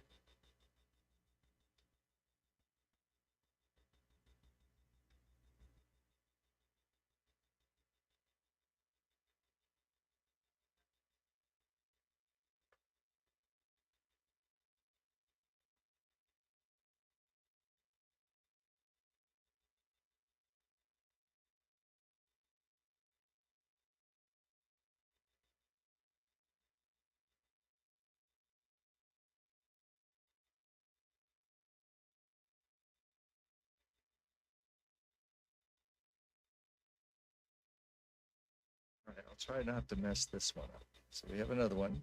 This is Professional Municipal Clerks Week proclamation script. One of the things I can tell you, if you belong to a nonprofit, like Kiwanis or something, or if you have city clerks that work with you, just let them run the whole thing. They're absolutely amazing.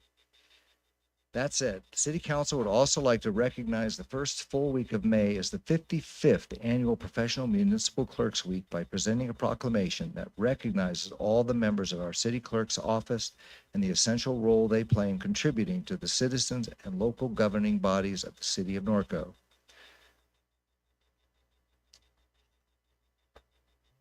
Professional municipal clerks continually strive to improve the administration of affairs of the office of the professional municipal clerk through participation in education programs, seminars, workshops, and the annual meetings of their state, provincial, county, and international professional organizations. And it is most appropriate that we recognize the accomplishments of the office of the professional municipal clerk.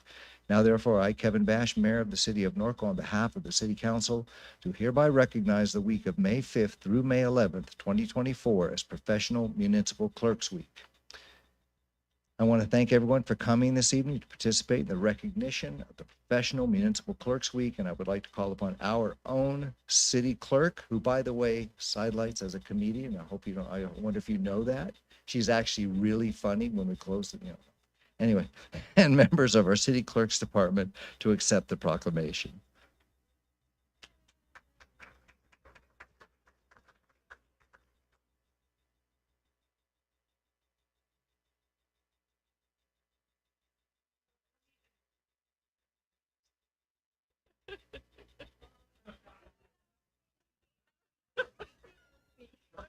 Oh my gosh. Thank you all. I'm Dana Roa, your city clerk. And we have Sophia Thompson, who is our deputy city clerk, and Amy Wheeler, our unsung hero who takes care of our historic room. And so you don't see her much here, but we are so happy to have her and all the great things that are happening at our historic room. But my favorite thing about city clerks and our city clerk's office is nobody really knows what we do until we don't do it. And then you find out, oh, that was the city clerk. So we're happy to be here, and any questions, always come and ask us. Our doors are open and we have all the documents that you may need. You guys want to say anything?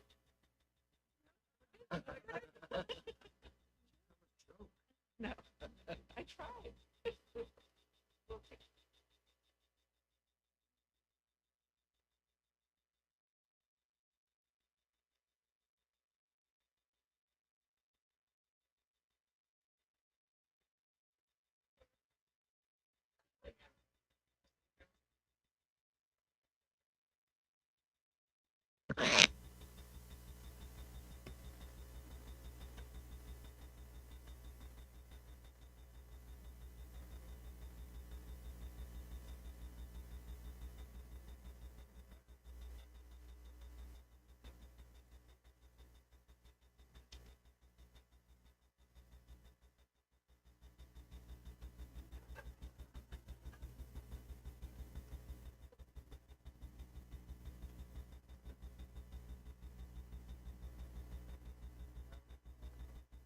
We're going to call upon Public Works Director Blaze. Street paving update, Public Works. Thank you, Mr. Mayor, Council. We want to provide you a quick update tonight regarding our pavement management program. I'd like to introduce Victor So, our engineer. who's going to give a quick presentation on this item.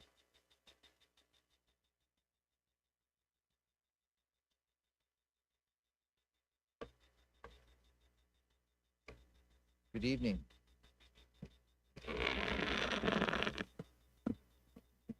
Good evening, Council. My name is Victor, Public Work Engineering. Tonight, I will go into payment management program update. City of Norco contains 245 public streets, which included 100 satellite mile of the roadway, or equivalent to 18 million square feet of the pavement. In fiscal years 2022 and 2024, 38 street segment was treated, which we covered 1.1 million square feet of the pavement and equivalent to 4.6 lane mile long.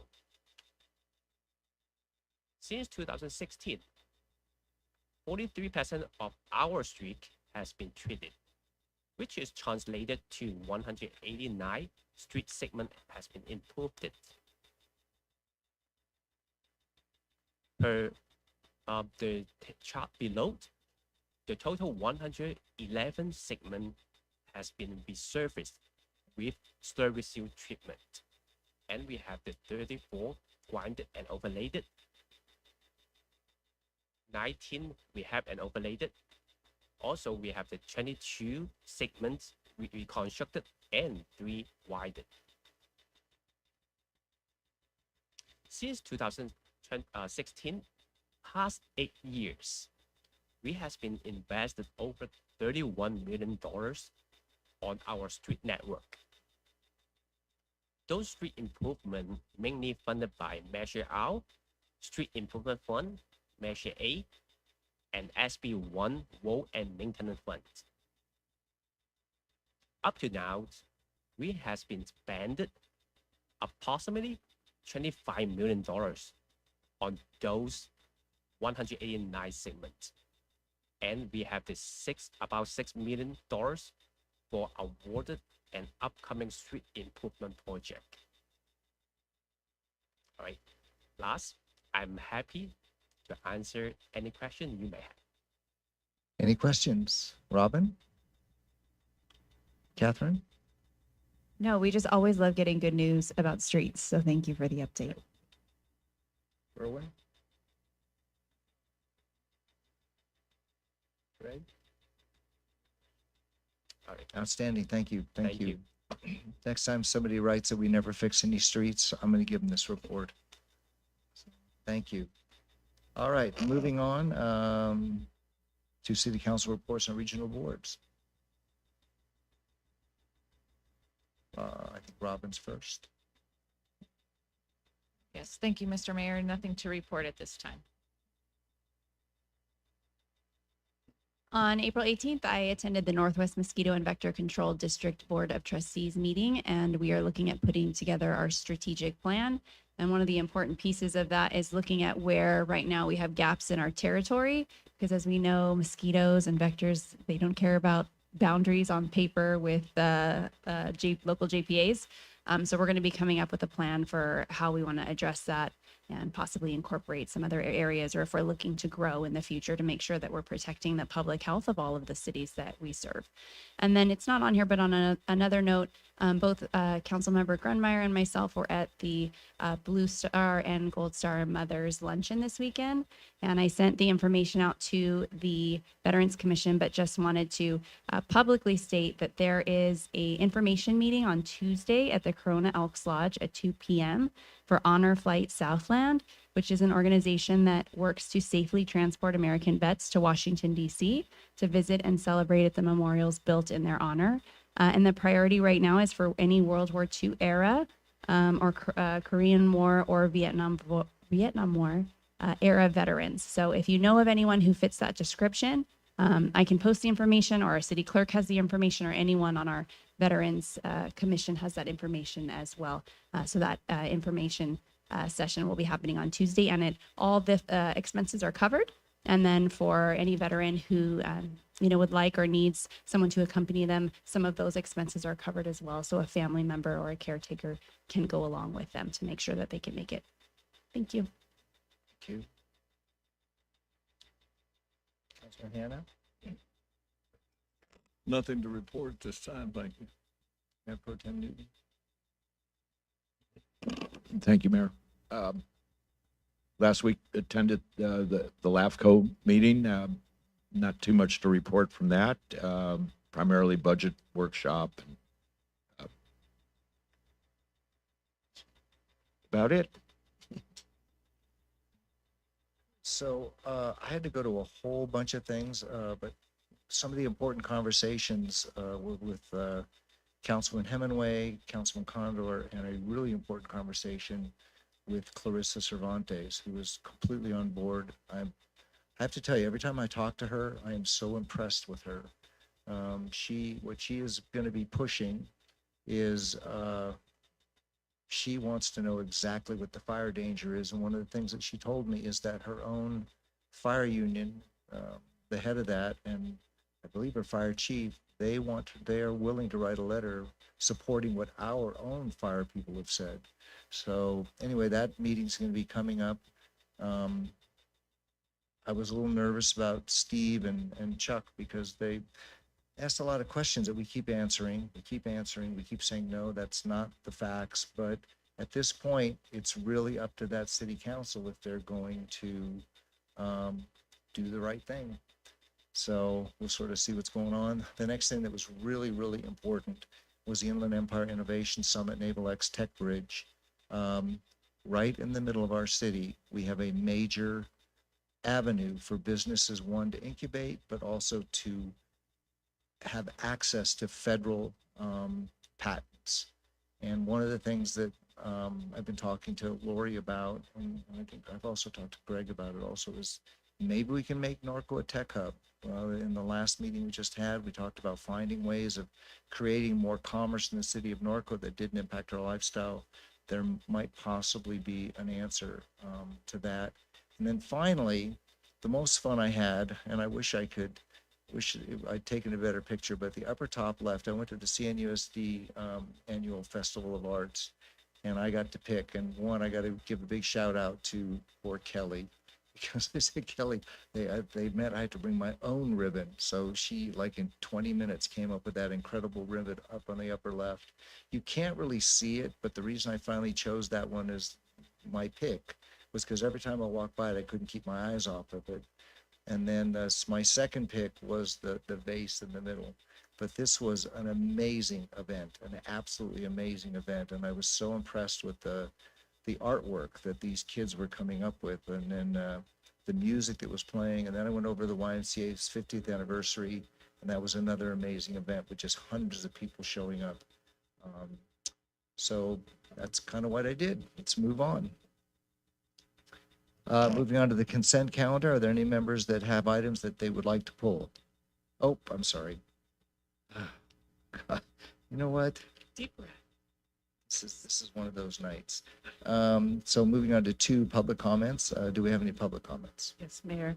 This is a time when persons wishing to address the presiding governmental body regarding the consent calendar or matters not on the agenda may be heard. Please limit comments to 3 minutes or less. The governmental body shall not discuss or act relative to any general public comment.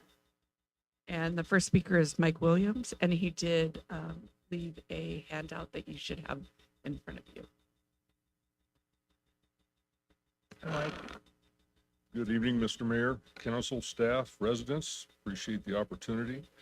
This is a follow-up from the last council meeting where I spoke on speed limits and truck restrictions. So since you all know that I live with one of the best researchers in the state, she's taught me how to do a lot of research, and I pulled up this information that I shared with you and gave it handouts to council, to city manager, our attorney, Public Works Director, and of course Dana got a copy. Provided this information to everyone here. I'll keep this short of a dissertation. The 85th percentile is the way that they've been judging speed and using to set speed laws in many jurisdictions and still do. However, the state of California determined in 2021 that this survey was outdated and they came up with AB 43. This gave cities more flexibility when determining local speed limits. In short, with resolution, the city council can lower existing speed limits. With regard to truck route restrictions, again, same thing. The city can, with resolution, set truck routes as long as they're accessible and reasonable, and this comes straight from Caltrans. As I mentioned in the last council meeting, Streets, Trails, and Utilities Commission has always been told that the engineer says, well, there's no reason to make a change, we don't need to, there might be a lawsuit, so on and so forth. And with due respect to our Public Works Director and the engineers, we have never had the engineers appear in front of us, talk to us, reasons why, so on and so forth. Going even a little farther out, one of the complaints that we've heard about the 2050 plan from residents and so on was that the group that put that plan together doesn't understand the city of Norco. They don't know what we have here and what really holds water for us. And I believe that's part of the issue that we run into with a lot of these outside agencies. I know they're doing their best. I know they're smart people. They're doing their job. But I would say that they need to support us and what we believe here in this town. Okay, with our equestrian lifestyle, I think it holds a lot of water, and I think that that's why I would like to have you move this. Please have this appear in stuck. Let us discuss this. Let us try to figure out some good solutions that are reasonable for our city and that makes sense to everybody and that we can get on board with. It's not going to be easy. It may take some time. But I think it's a reasonable request, and I think that we can move ahead and do some good work here. So appreciate your time. Thank you very much. Mike. Just one correction, correct me if I'm wrong. That was not a plan that was presented. This was a series of ideas that the public had presented. So we're trying to kill that. It was not a plan. It was just a series of strung together ideas that came from residents. Next speaker. Yes, is Chris Schultz. Hey, Chris. Hi. Good evening, Mayor Pro Tem, Council, community. My name is Chris Schultz. I am the Democratic candidate for Assembly District 63, which does include Norco here. I'm here this evening just to introduce myself and to tell you have a unique opportunity in me in terms of representation in the state legislature.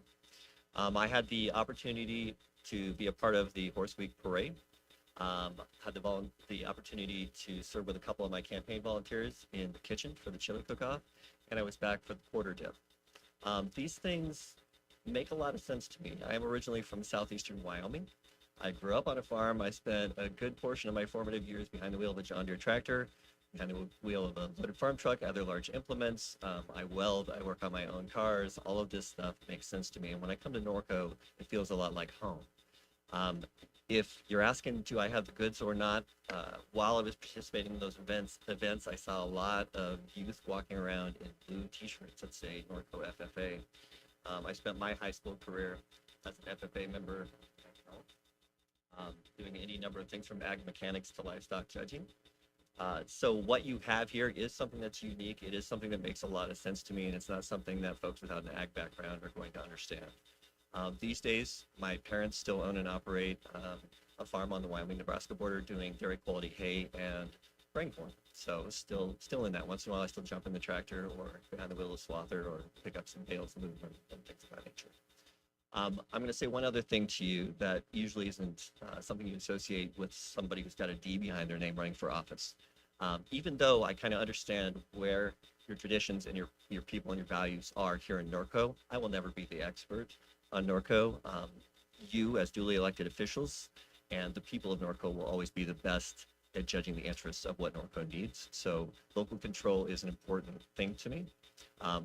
I will talk a little bit about my main issues of affordability, education. I'm a guy who took ag shop and calculus at the same time. we have a lot of schools that don't have accessibility to those kinds of things anymore. You can't learn to weld, you can't learn to woodwork, you can't do automotive tech. And I think those things are important, and it's very important as well that we have paths to the trades directly, not just to college. And I say that because I am a first-generation college graduate. So I have a lot of respect for folks who work with their hands and who don't decide to go to college, even though I am a public school career educator. I'm also a husband of nearly 30 years, will be in August, to my high school sweetheart. And I've got 3 adult sons. So when it comes to family and it comes to commitment, I think what the farm taught me was grit, work ethic, stewardship, and the end result is a guy who's got a whole lot of grit, not a lot of quit. And so I would ask that even if you choose not to vote for me in November, that you take a hot minute to learn about me, and I'm open to conversation. Thank you. Thank you very much. I don't know, growing kids are not a gray hair on his head. Thank you very much. Next speaker is Dylan Wemple.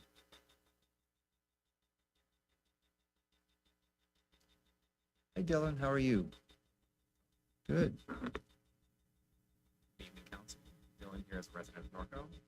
As we've learned from our most recent drought, water can be both an incredible resource and has significant liability.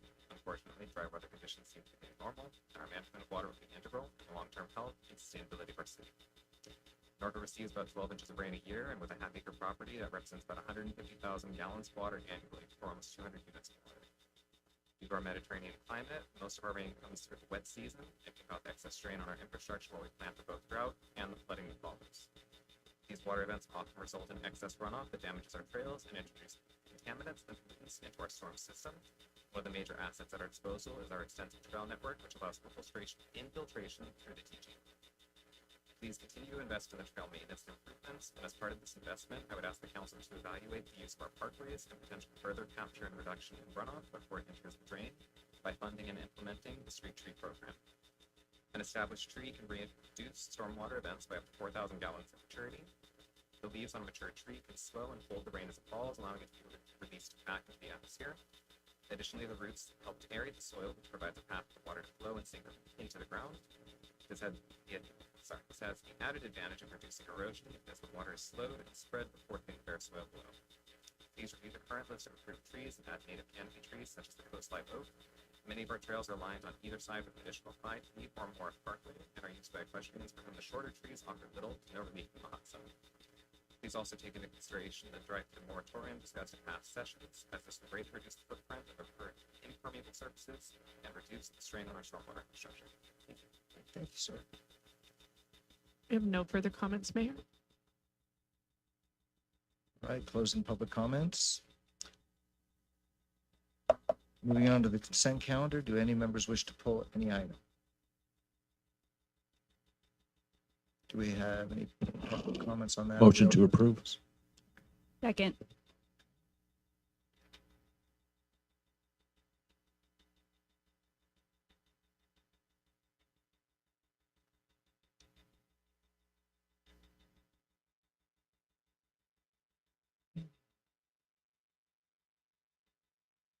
Please vote. Greg, you're not showing.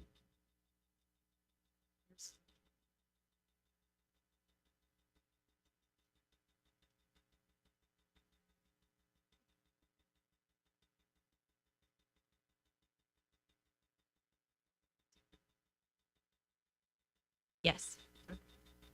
Greg, I'll take your vote and we'll work on your.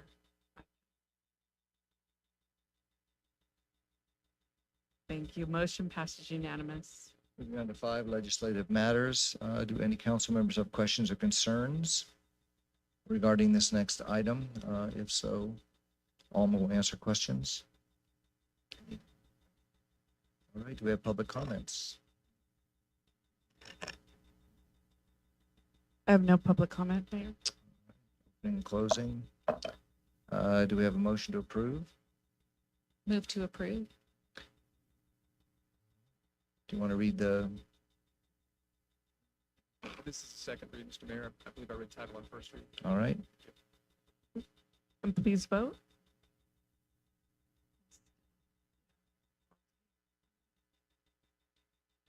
Councilmember Newton, I'll take your vote. Councilmember Alleman? Yes. A motion passes unanimous. Thank you. Moving on to 6, discussion action items. The order of presentation for discussion items will be as followed. Staff report presentation, 2, council questions of staff, public comment, 4, council discussion and action. 6A, Lori, resolution revising the enforcement provisions of the city's code of ethics. Thank you, Mayor. So I'll just do an introduction for Colin to kind of review. At your last meeting, you directed us to work on Code of Ethics. So we've been working on that, and Colin took a first stab at some ideas on how we could work on the enforcement issue specifically. So Colin, do you want to provide a little bit of an overview?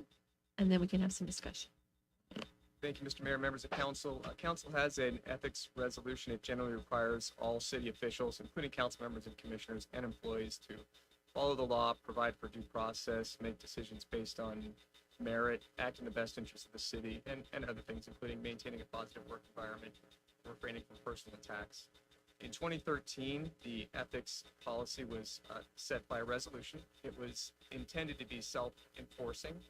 Notwithstanding that, there was also a section on enforcement and sanctions. Looking to the city council, if there was a written complaint that a council member had violated the ethics policy, it would be reviewed by a committee consisting of the city manager, deputy city manager, and city attorney.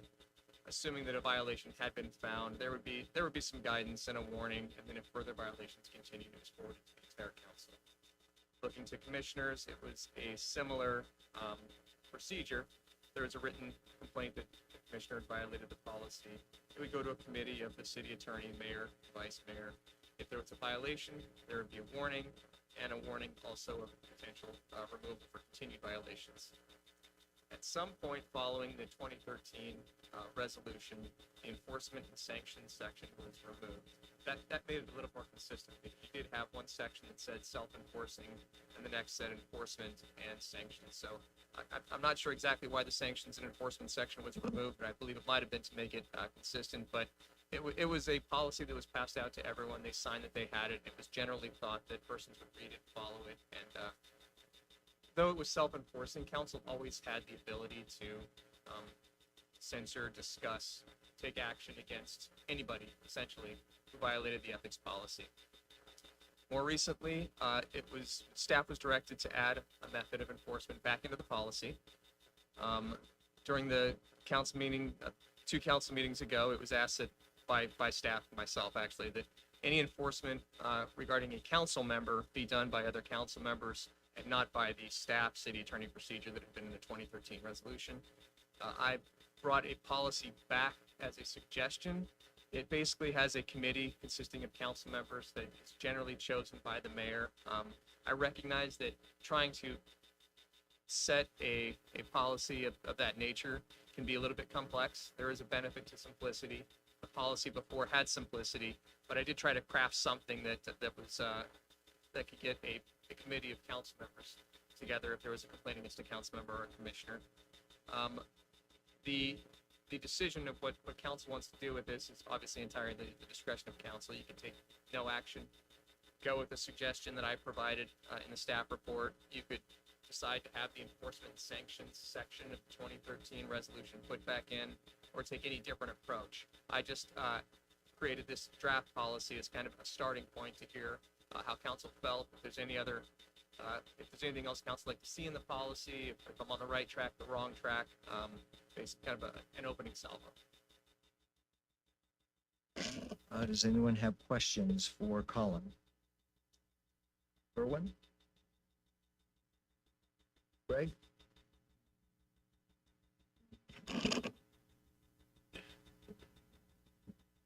Not quite well, it's a question, but it's a question we talked about the other day when we talked about the choice of the other council person, whether it's the mayor or the mayor pro tem, that could be somewhat problematic. Have you given that any additional thought? The way to keep the committee composed of council members, but take away the possibility of there being the subjective decision. We could do something random like drawing. If there was a complaint against a council member, you could eliminate that council member from the pool of potential committee members. take whoever was left and then have the city clerk use some kind of a computer program like we did with the selection of commissioners, and just choose 2 persons at random to serve on the committee.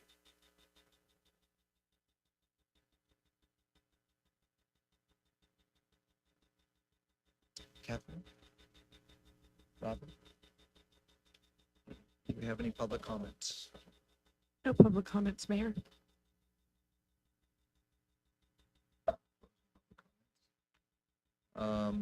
Discussion and action. Start. Robin? So under discussion, when we looked at the other policy that Colin referenced with the sanctions and enforcement part,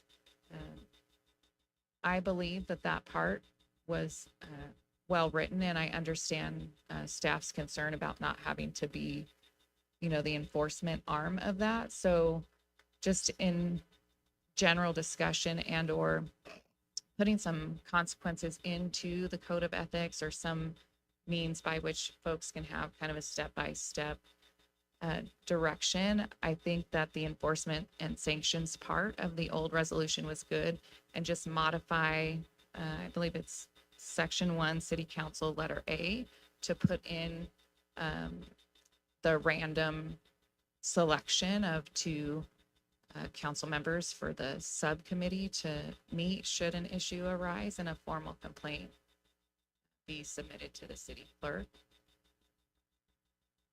So that's just my 2 cents on the topic at this time.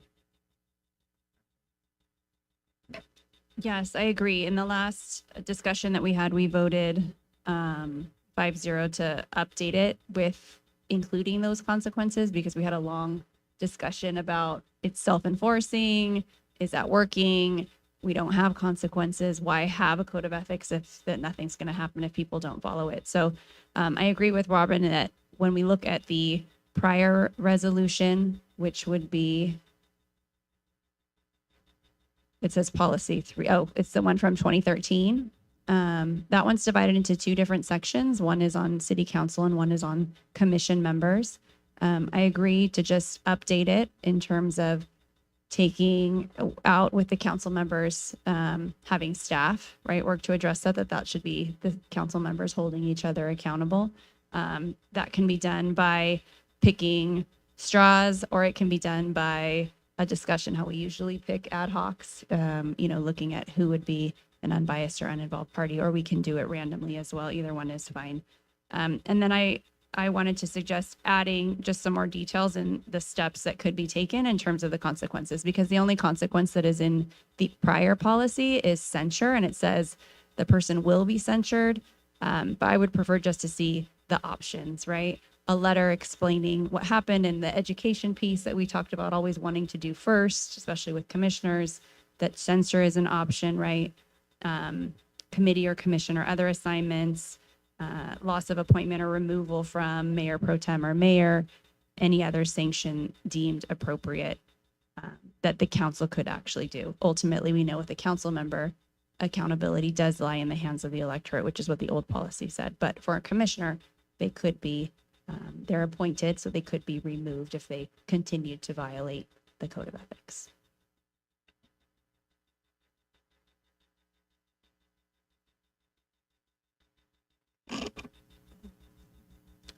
This may be discussion, right? To Catherine, unless I'm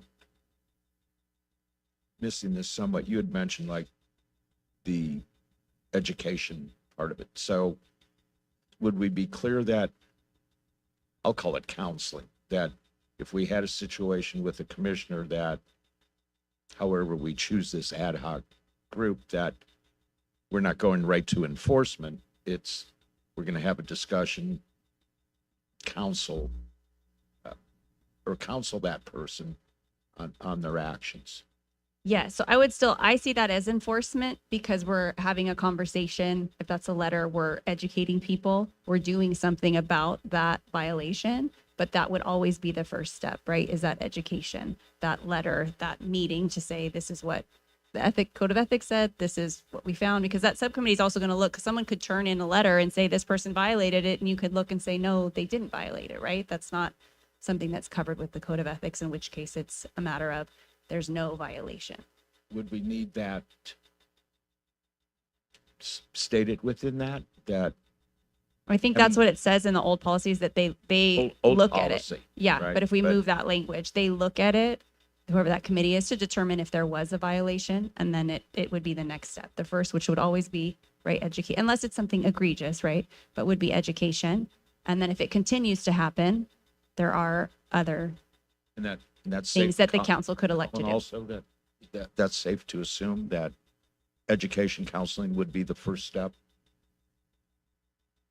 Yes, I think we could write Okay. that. That could be written in there, that, unless it's in something so right. egregious, right? That the first step is going to be a meeting Right. about what the violation was, and education regarding that. That's what we're looking, for. We want to make sure that people know what's happening, and then that behavior correction, that's what we want to see, right? But people who continue, well, then we need to hold them accountable. Okay, thank you. Thanks. Berwin?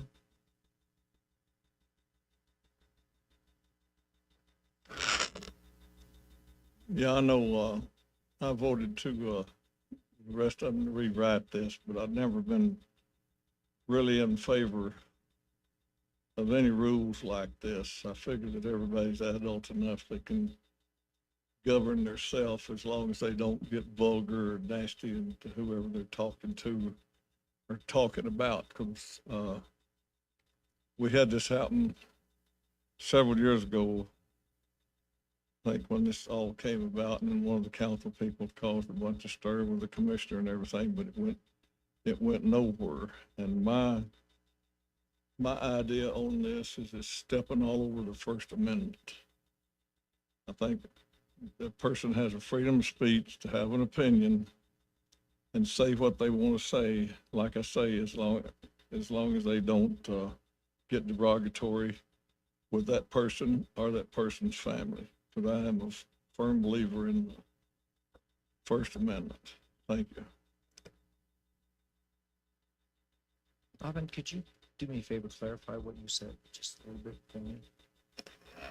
So in the discussion, the 2013 enforcement and sanctions section, putting that back in as the new or updated policy with the provision in section A where it talks about the city attorney, city manager, director of finance, like changing that to the ad hoc committee of council members.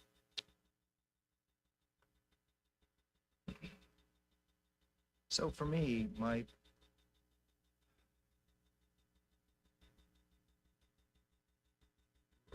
now, I'm personally very impacted by what's happening at the state level, congressional level, presidential level. And I always come down to the most important person in the room is who stands at that podium. And I worry that when we take it upon ourselves to educate, correct, I get where it's coming from, I really do. I've had my turn in the barrel plenty of times. But I worry that we are doing the job of the voter. I've been around a long time, and one of the things that's happening at the state legislative level is they are, in fact, I just read this. I read a woman wrote something that I'm sure someday she will go holy S-H-I-T. He was right. She wrote, the state legislator has granted local city councils lots of leeway in housing and lots of things like that. And I thought, she obviously never took government in high school, because it's the other way around. They are the usurpers. We're the only government in the world that goes from the bottom up. And so there's a part of me that's reticent to tell another council person, unless they do something really bad, which unfortunately today, it just seems like you can do whatever you want. But I think it's the voter that has to say, take them away.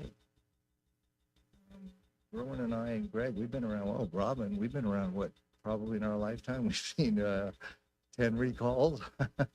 This is Norco, man. And I just think that I'm just nervous. I'm just nervous about this. I mean, I want to support it, but at the same time, I mean, just from a personal point of view, I had one commissioner come at me. I mean, was doing recalls and all kinds of stuff, and now we're friends. Sometimes you just got to win people over. It's part of the job, maybe. So I don't know. I'm open to this in a way, but in another way, I'm just not. I really just want, if the people don't like how somebody's behaving, and if we have a commissioner, we've removed commissioners before. We don't do it very often, but we have every right at any time to remove a commissioner. I don't know, what's the feeling of the council? Somebody talk me into this, or sort of leaning with Berwin over there. Yeah, Mr. Mayor. Yeah, thank you. I think I said this the last time we discussed this topic. I personally feel elected officials and commissioners are held to a higher standard than the general public, and I absolutely understand the right of the general public to come to that podium and tell us whatever they want. I think when you are representing the city, that again, you have the right to say what you want, but there should be a level of decorum and professionalism when those comments are made. And so I don't necessarily see this as taking away rights of anybody, especially because if you're an elected official, you made a choice to run and be elected. If you are a commissioner, you put your name in the hat and you're asking to serve the city in that particular function. And so as we look at this, it's just asking people to meet these general standards that we're asking city employees to meet, council and commissioners. So, and then on the consequences side, it goes back to, for me, and this might be the teacher part, if there's going to be rules, there needs to be enforcement, because if there's not going to be enforcement, you're wasting your time and your energy on those. So that's just kind of my point of view and where I'm at on the particular topic. Because I do feel like, if we think of a few cases where we've had some issues in this, I really do think it goes to tone and vocabulary and manner in which some of the information's been discussed and presented. Because even if you're upset with a specific council person, maybe somebody's upset with something I've done, you can come up to this podium and say what you want to say in general terms, or even say, hey, Robin, you did X, Y, and Z. And you can do those things without making personal attacks. I wasn't happy with the policy decision you made. I wasn't happy with the way you voted on this. I wasn't happy with the actions you took at this community event. I think you put Norco in a bad light. Those things are all fair and not personally attacking. And I think that's, one of those issues that we're trying to take. And then the last thing, if you watch the news or any of the things that are going on, people need to get back to learn how to have discussions with folks they don't agree with, because nothing's going to get better if we don't learn that. And so it needs to start somewhere. I mean, again, as an educator, I try and do that in my classroom. But when what you see on the news all the time is people can't even sit and have discussions anymore, it seems like everything's got to be escalated in a big issue. And so I see this again as a measure of, in Norco, we're going to have conversations with each other. And that education piece, that's just having a conversation about something that came up.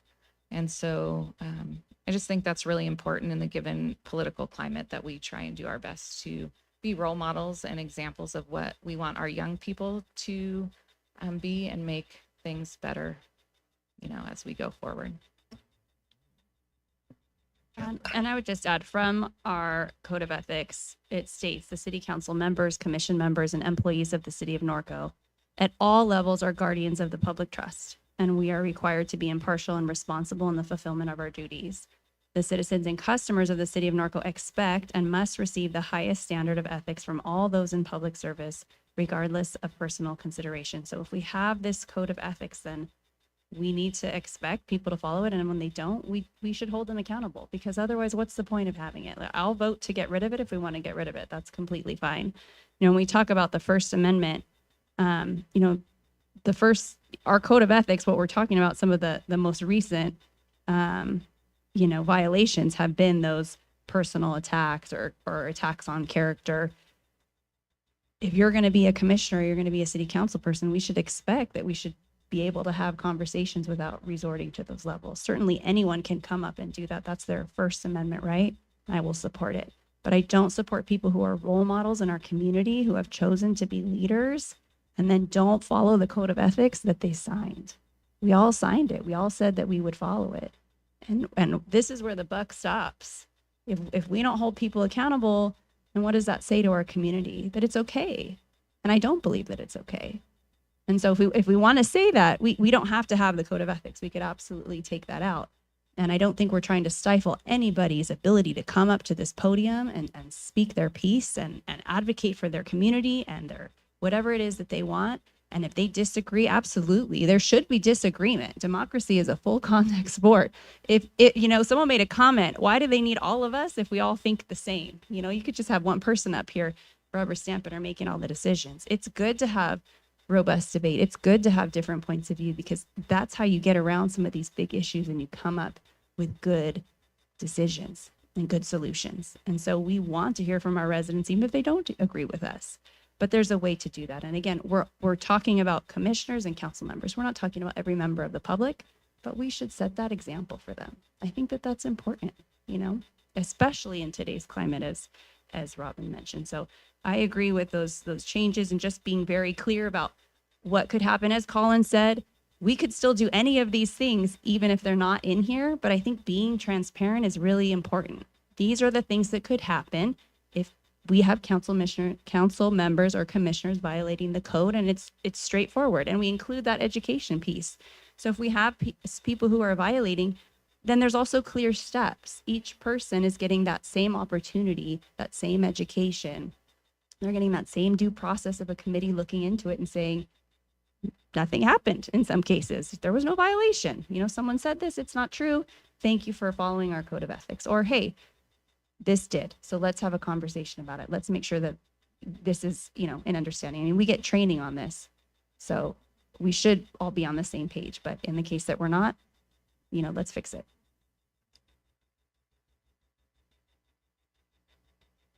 Anything else?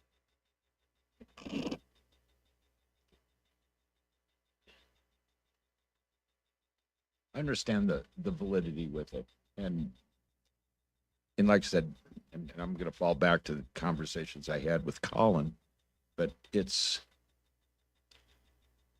when we have a commissioner come to speak, but it's like, I'm going to take off my commissioner's hat and I'm going to speak to you as a resident of Norco. That, I don't know, that's the one that kind of twists me up a little bit. I understand the side of a commissioner and what you signed up for, but then are you really able to remove that hat and not be looked at as a commissioner and still have that First Amendment right? That's a tough one for me.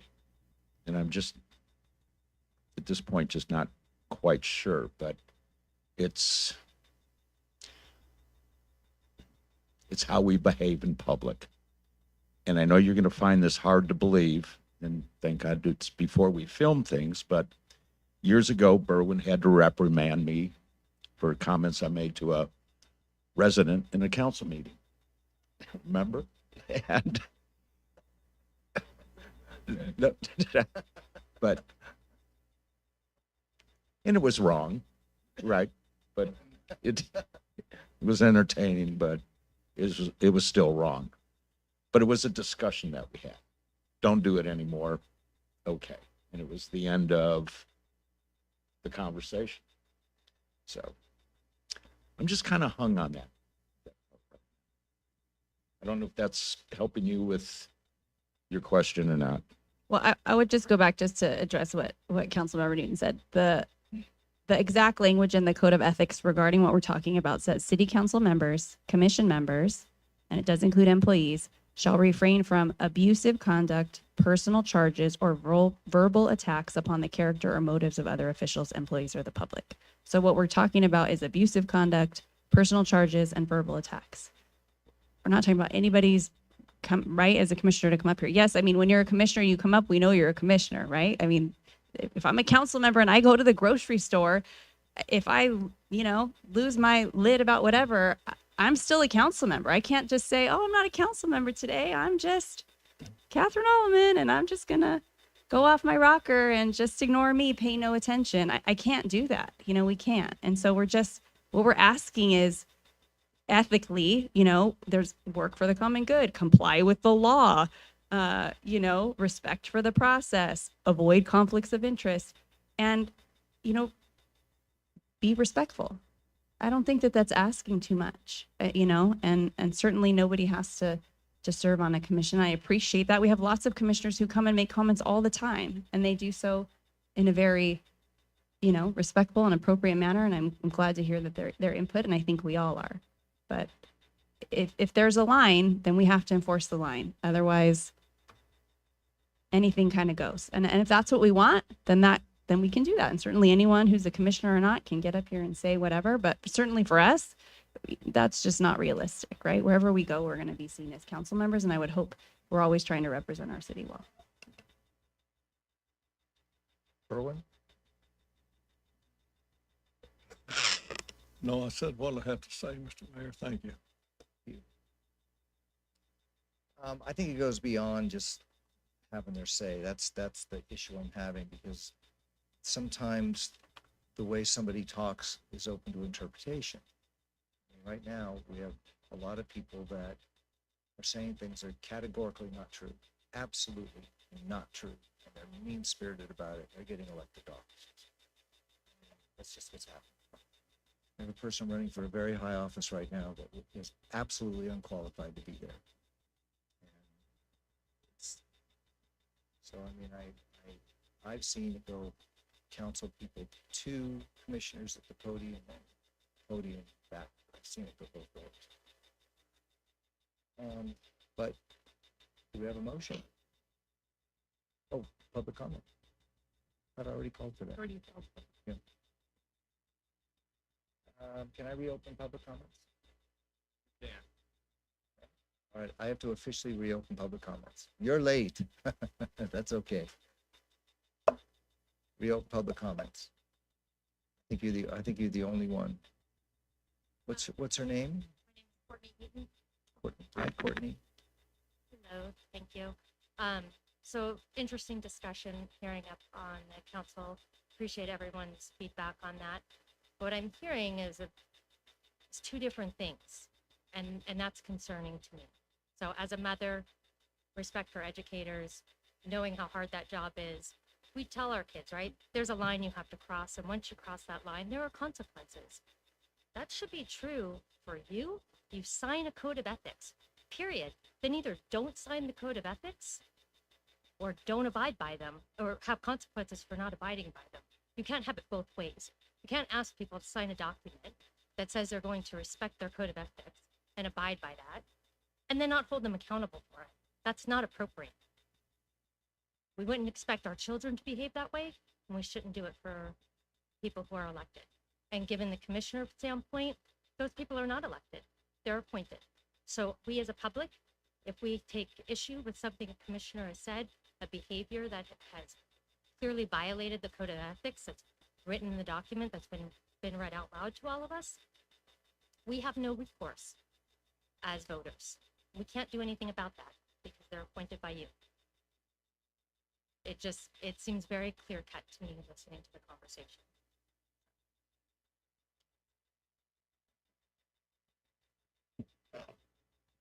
We have one more speaker, Mayor Greg Bowen.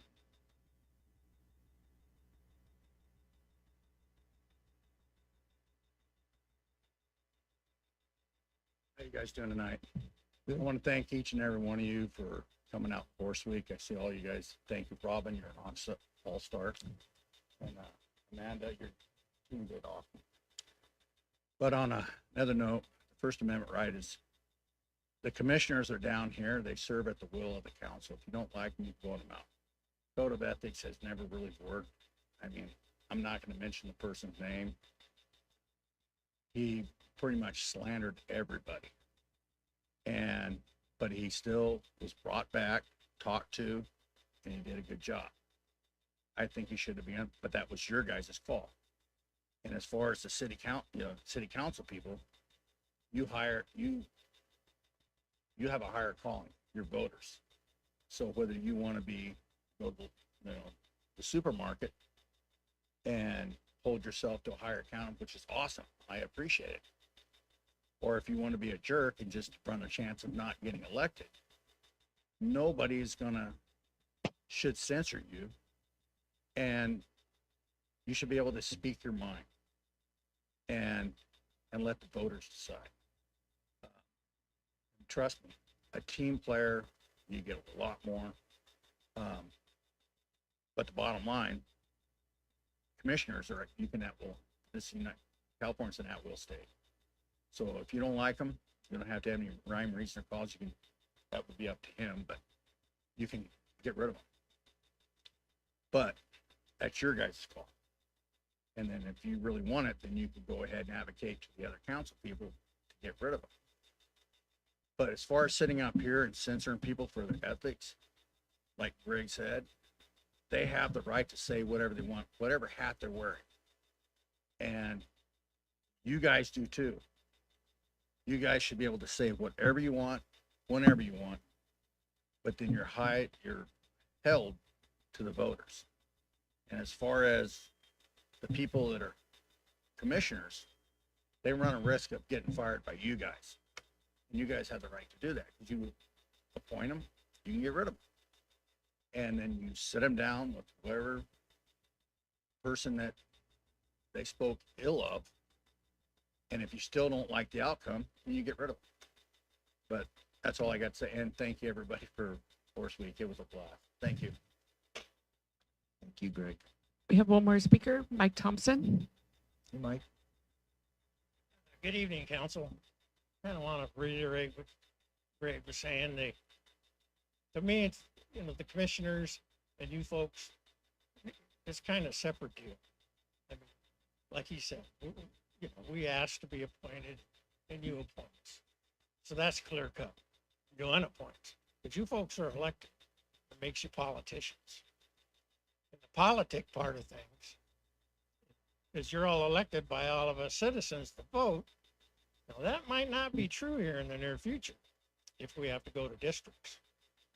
So if I'm as a citizen going to be mad at an elected official, I lose my, and I feel like I don't have the free and fair elections applying anymore because we're going to be districts. I'm not going to have the chance to either vote for you or against you. It's just going to be one of you. How is that political aspect in the close near future here going to play out to you guys being politicians and policing yourselves? It's kind of a little different than, the commissioners and whatnot. It's been bothering me. Thank you. Thank you, Mike. No further speakers, Mayor. Closing public comments, bringing it back to council.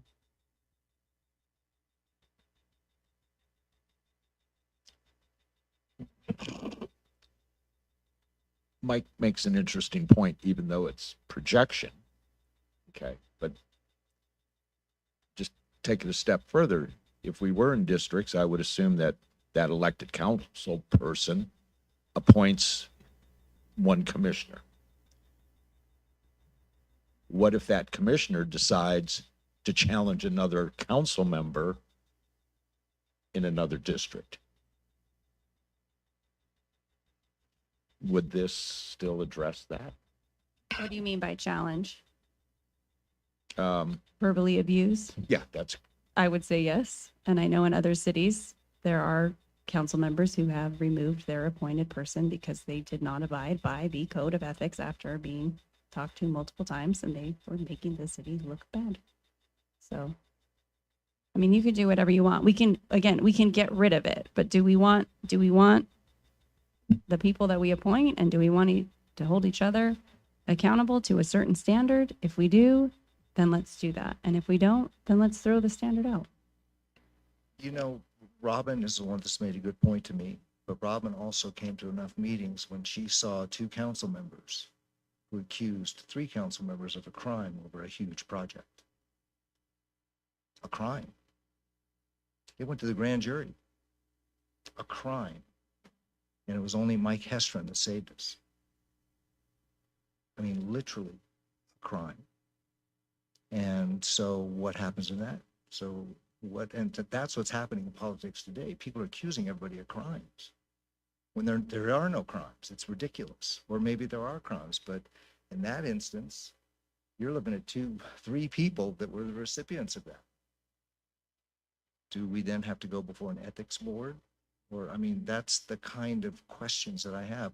I'm willing to go along with this, but you have to understand that this can be a real weapon.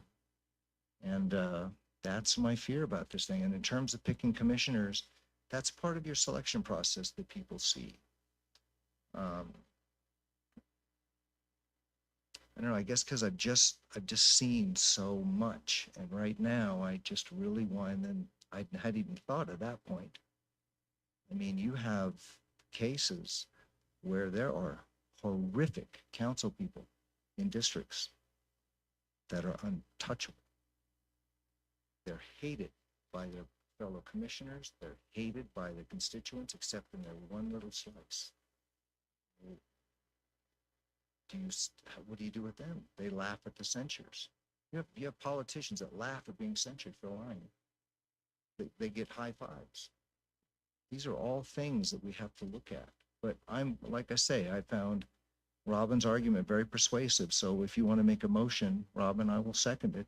I have great reservations. We tried this before.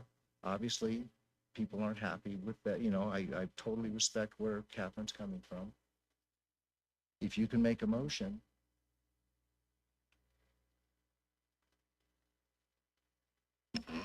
I don't know if this would be a motion, but would we be interested in having Colin draft something based on the discussion today and bring it back? Because I think right now, until we have a full policy in writing to really look at and make that decision, I agree with you. What Mr. Thompson has brought up was not something that was on my radar either.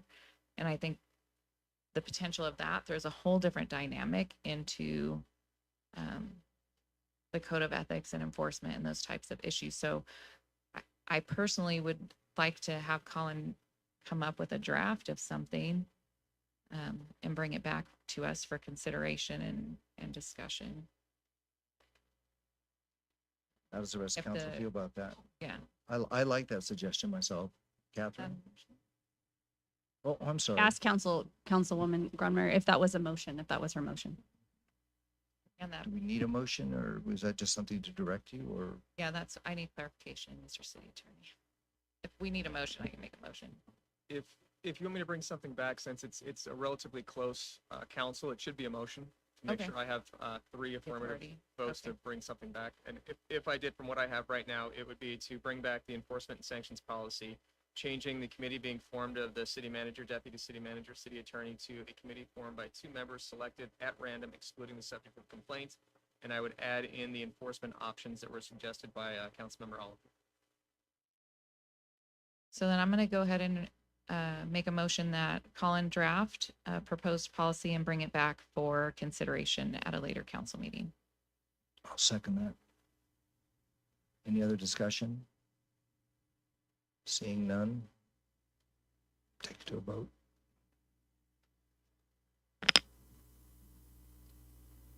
Please vote.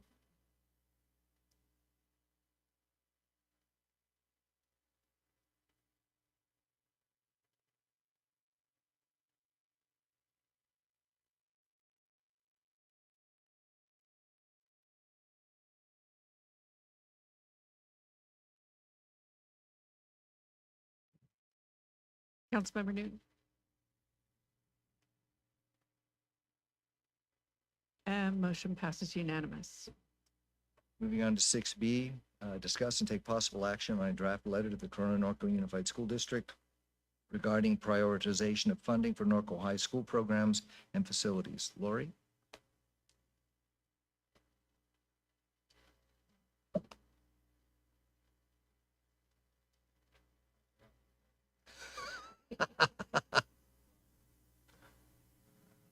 Thank you, Matt, our resident IT genius.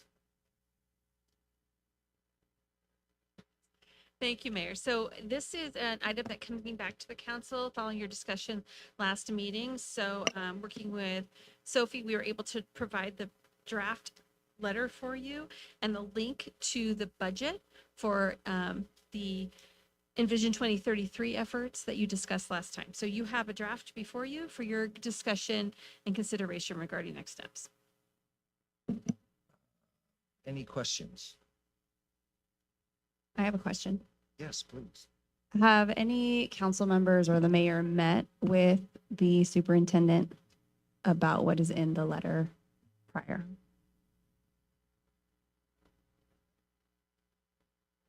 Yeah, we have. Yeah, city schools meeting. But not requested a separate meeting to discuss outside of the outreach or the. I talk to Sam all the time. I guess I could call him. Okay, that's my question. Yeah, Thank you. I think he knows it's coming. We're at our level, I mean, Sam's a friend, but at our level, we're constricted to actually one, perfect example. We have one trustee we really could talk to. Now, I happen to talk to 3 others, but I'll be happy to call Sam and see what he says. But we've spoken at public meetings. Both Robin and I have been to a couple of meetings. We've both spoken before. And one trustee actually said, "It won't do you any good. It's $3 million is yanked out of Norco and put into another school." So that's kind of what really is upsetting. And I felt that we needed to support our Norco residents. I guess let me sort of talk about this then. I spent 7 years on the Measure GG board. And a lot of promises were made. I also was very active in the first bond. The first bond, we made a lot of promises, and had it not been for Kathy Azevedo forcing the superintendent to keep his word, we would not have gotten the theater, we would not have gotten a lot of the things that we were promised. Now we were promised some other things, and I just think that we politely and nicely, again, most of the people who are in the cabinet are friends of, in fact, all of them are friends of mine. I don't want to beat them up, but I just felt we needed to support our local trustee who's at a disadvantage, because what happens is the first few years that you have your districts, it's kumbaya, you get along together. What happens eventually, though, is it's no longer kumbaya, it's I got to put stuff in my district, otherwise I'm not getting reelected. Robin and I, we actually were at that at the library at Norco High. And we talked about that, and we went, this could really hurt this district. And it has. And so it's a great district, don't get me wrong. But I think we've discussed this extensively with several of the cabinet members. I mean, certainly, I've actually spoken at school board meetings. So Norco High School, there are certain things, I mean, the library is, they're going to fix it up, but a lot of that is because we have formed groups to help put money to the library from the public. the FFA program. Again, I don't remember who the gentleman was, but he said the facility is the perfect representation of a 1970s FFA facility.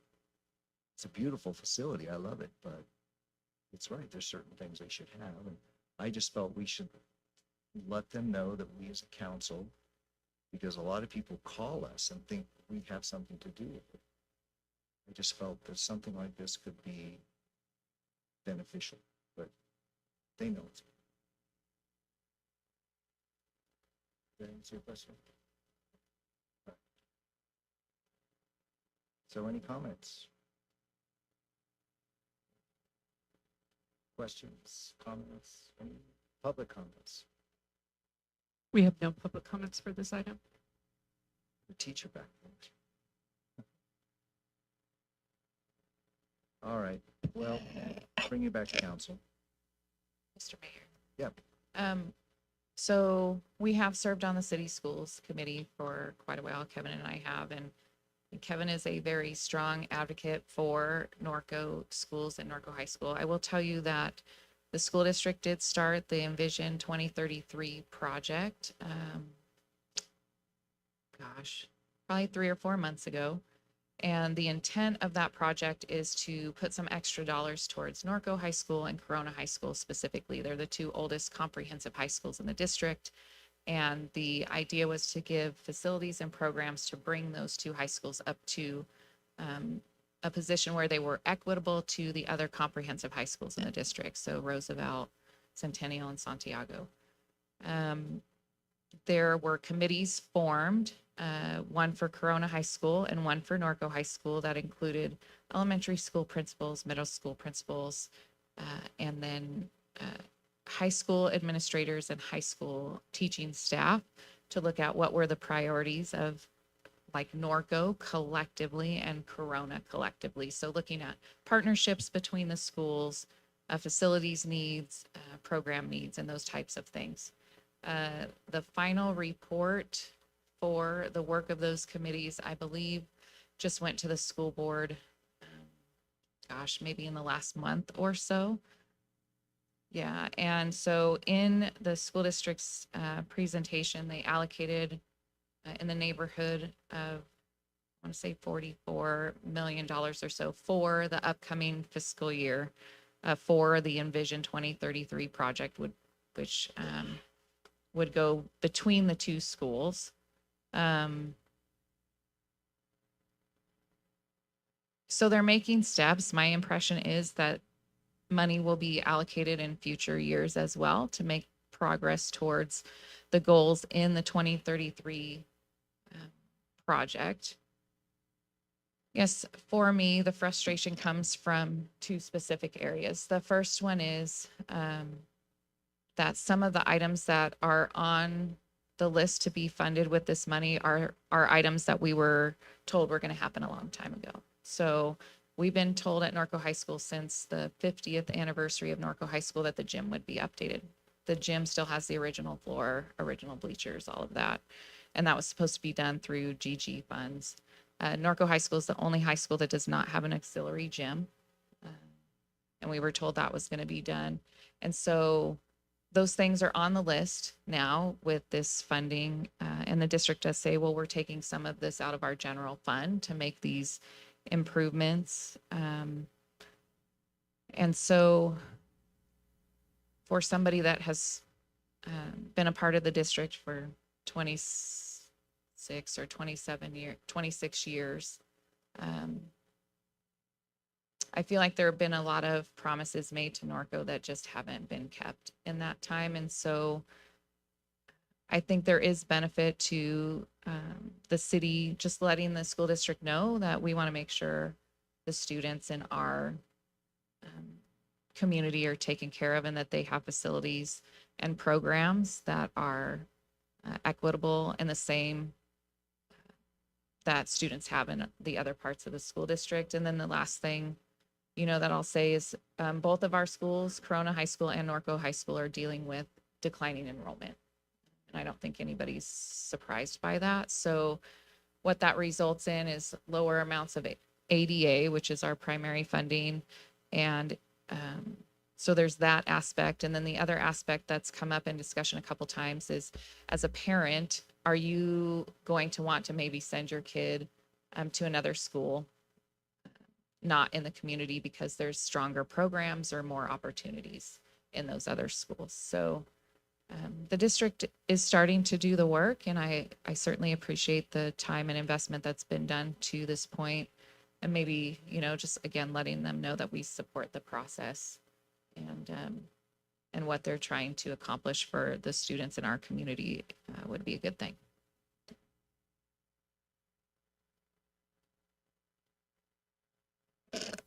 Greg? Everyone? Anything else, Captain? Yeah, so I would just add a couple of things. I'm pulling up the draft letter. So I know there's frustration at a lot of sites because there were a lot of things promised with like Measure GG, as I'm also an educator in the district, not in this city, but things that were promised that schools are still waiting for and never got. So I know that there's a lot of need in our city and across the district. And so with the letter, my question, just thinking through this, right? My thought would be to have, the mayor, perhaps the mayor pro tem, request a meeting to sit down with the superintendent and have a formal meeting, right? A formal sit down in your official roles outside of, how we see people out in our community and we talk to them and, public commenting, but just to talk through some of these specific issues. I read through the Envision 2033 report and I see that they've identified, here's what we have money for now. We're trying to get money for these things. They have these items. When we talk about FFA in the library, they have them teed up. They're trying to figure out that funding, but certainly as elected officials, we can go and advocate for that. And so I think just taking it to the level of not just a letter, but a formal sit-down meeting to discuss that, in my opinion, would be useful. And then as part of that, when we talk about declining enrollment, which it was mentioned in the report, is boundaries. To me, some of that is boundaries. And so that's another piece of that discussion. And there's a lot of political pressure on the school board when they start to look at changing boundaries, and a lot of angry parents come in. But when we talk about equity and overcrowding in other schools, boundaries is part of this issue, because as our enrollment goes down at these two older schools, they do get less money, and then less money means facilities, and it's a kind of a cyclical problem. So I'm glad to see that they're looking at what they need to do for these schools, but I think that's something that we also need to advocate for them to look at. Yeah, I sat on the boundary committee for a year because one of the issues was the athlete, from the athletic point of view, is that they weren't able to recruit over certain boundaries. And so the coaches came to me and we met for almost a year over the various boundaries. Some of the schools did not want to give up certain areas because that was a rich pool of athletes.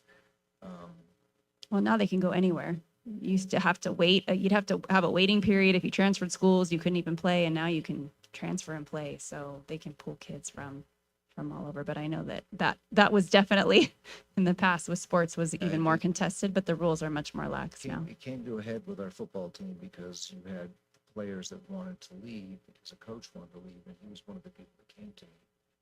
He ended up going to another school, and some of the kids actually couldn't play. They had to sit for X number of games. And so that's a whole another can of worms.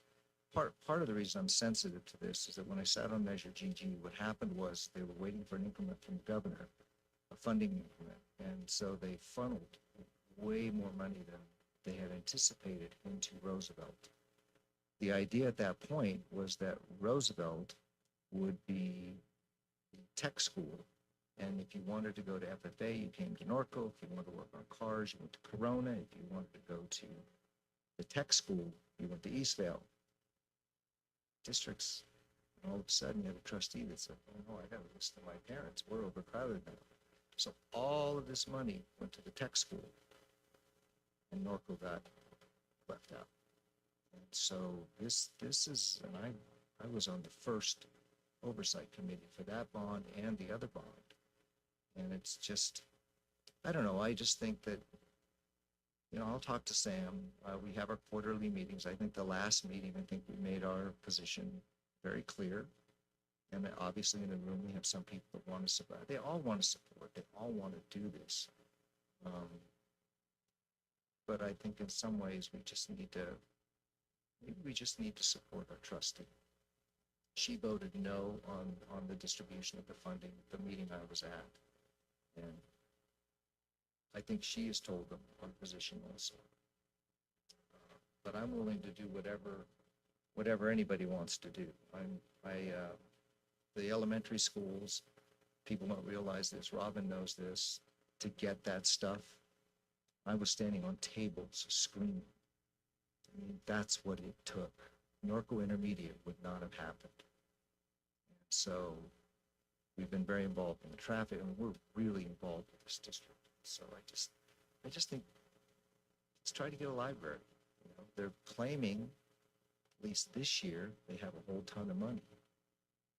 They don't want to talk about coming years, but I don't know, I just think we need to do something. And I anticipated we would follow up with this letter. We would, at the very next meeting, say, here's our letter. But council's not for it, well, that's fine. Well, I'll continue to advocate. And I know Robin, she has to be a little careful in the meetings. I noticed that she definitely gets her point across. Anything, Greg? Yeah, thank you. Both you and Robin have spent years representing Norco to the school district and getting whatever they would eke out. Okay, so I'm just going to go ahead and make a motion, move forward with this draft letter.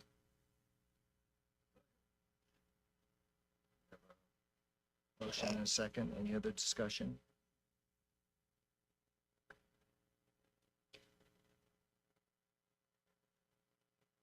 Please vote.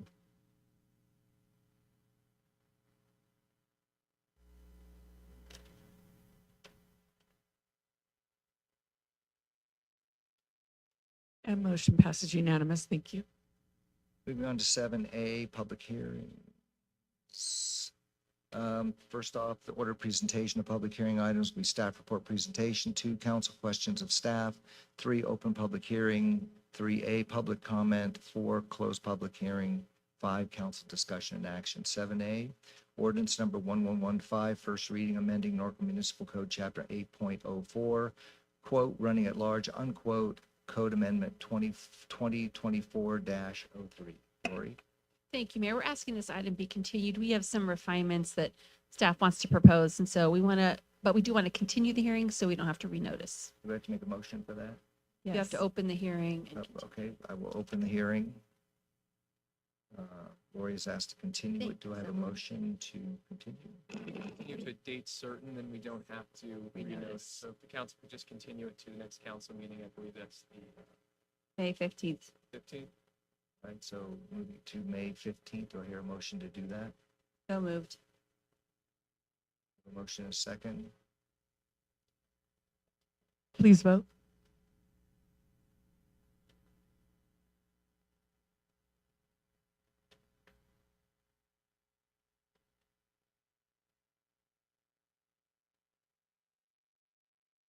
Motion passes unanimous. Thank you. 7B, public hearing to consider amendments to the city's general fee schedule for fiscal year 2024-25. Lisette?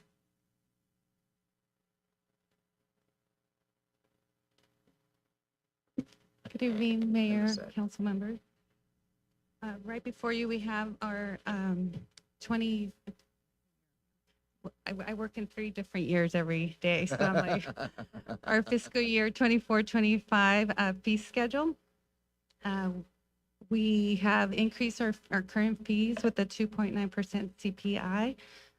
Currently, the last time a fee study was done was 5 years ago in 2019, and we're beginning our fee study soon to be able to come back to you with a whole updated fee study along with our cost allocation plan.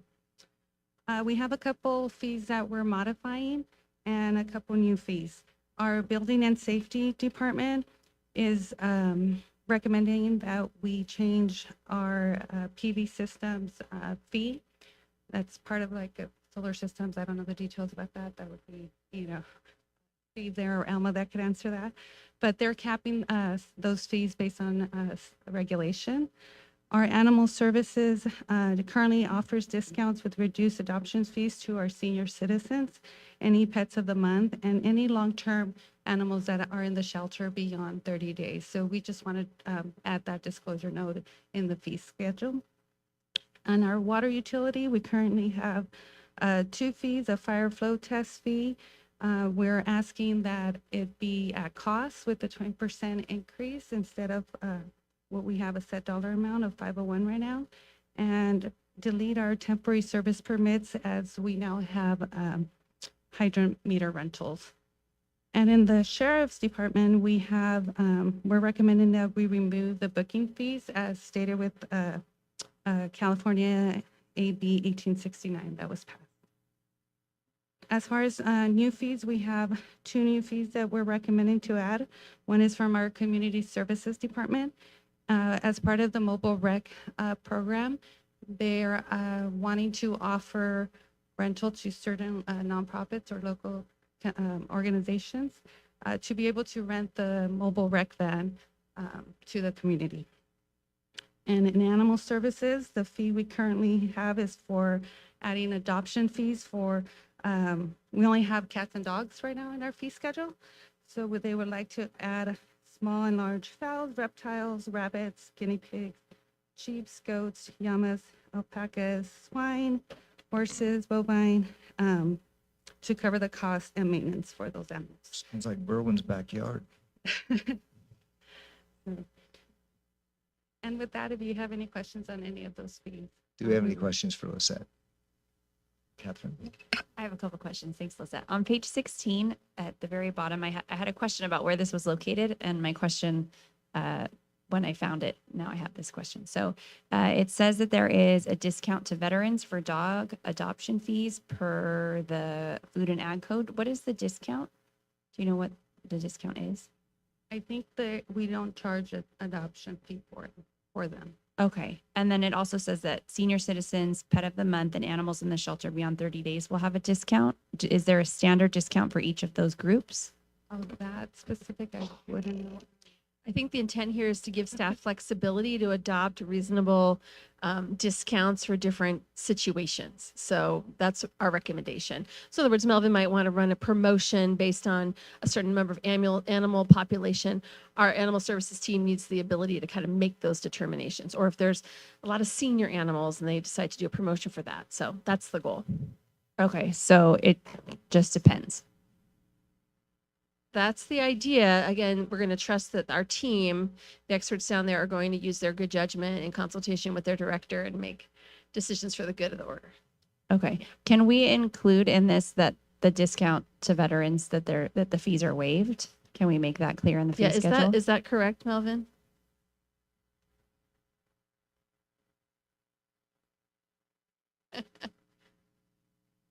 Good evening, everyone. Go ahead with your question. I'm sorry about that. For the veterans, I was just asking, is it free? The veterans can adopt dogs for free. Is there fee? Are all the fees waived, or is it a discount? It's a discount by the law that there's the adoption or the alteration is removed. Okay. Can we make it clear what the discount is in the fee schedule for veterans? Sure, we can adjust that Yeah. note to indicate, so they don't have to pay for it to be spayed or neutered. That's the idea. Okay, so we can make that note. We'll ask Julie to edit the final document. Okay, perfect. Thank you. Anyone else? Any public comments?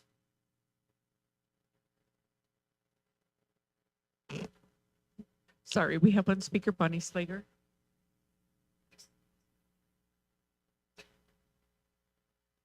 Bonnie, how are you feeling? My voice, but I'm better, thank you. I think this is my annual plea on arena costs. Small children need a low-cost start if we're going to keep our animal keeping lifestyle. This last Sunday for our youth play day of Horse Week, there were 80 children. The classes were $5 each. We need this if our children are going to get started, 3, 4, 5-year-olds. Parents are not going to pay $50 a class for a 3-year-old, but they will pay $5. I would like you to consider a time or so a year when the arena could be either given or at a very low cost, so that one of our groups, like the group that ran the one last Sunday, could do something for our littles to get them involved with horses and things that they can do. And then they will look at these things in the future as they get older. Example in point, my niece Michaela, some of you know her. She started out, Fullerton had Jim Candace. She started out as a little bitty with pink boots on. Now Michaela has moved on. She's just finishing Fullerton College with a double major, going to Cal Poly Pomona with a pre-vet thing. She's planning to be a veterinarian. When did it start? When she was a little kid with pink boots and a pink hat on at a little $5 horse show. Would she have done it anyway? Maybe. She's a bright kid. But we need to foster these kids' interest in horses if we're going to have adults with horses in this town. So please consider a time or so when the arena can be given very cheaply for a group to do this kind of event. Thank you. Thank you, Bonnie. No further comments, Mayor. Closing public comments, bringing it back to council. I don't know. I like that suggestion. I wonder how if we could work on that. Would that be Amanda? Or, no, that would be Amanda. Maybe we could work on, a few times a year where we do that. I don't think I need to make a motion, I think it's a great idea. Also, all the equestrian events have been pretty well attended this weekend. So maybe we'll look at that. To the matter at hand, do I hear a motion then? Make a motion to approve with the addition of the clarification on the fee for adoption for veterans. Do I hear a second? Any further discussion? Vote. Please vote.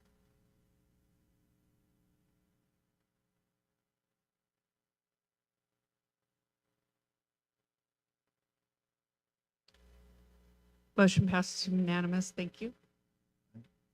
Moving on to city council staff communications. Anybody from city staff have anything they wish to communicate? City attorney. No, Mr. Mayor, thank you. Except you're married now. You're hooked. You're hooked. Congratulations. Thank you. Congratulations. She's lucky. Lori. Berwin. Yeah, just one thing, Mr. Mayor, on this card, the waste management deal coming up Monday, will somebody, I don't know if it'd be Kelly in her newsletter or somebody on social media, explain to the public, the older residents of this town, why this was changed from Nellie Weaver Hall to the hall. I get a lot of inquiries about that, and I don't know when it happened. I think it happened sometime when I was off council, but it needs to be made public why it was done. Because a lot of the old residents still refer to it as that nice lady that was named after. Kelly was not a nice lady. Evidently she tough. was.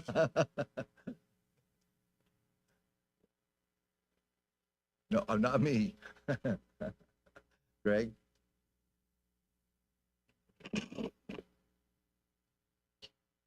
It was part of a overall marketing plan that, well, I guess you can slap Robin and I, because we were on that subcommittee that voted for that change. But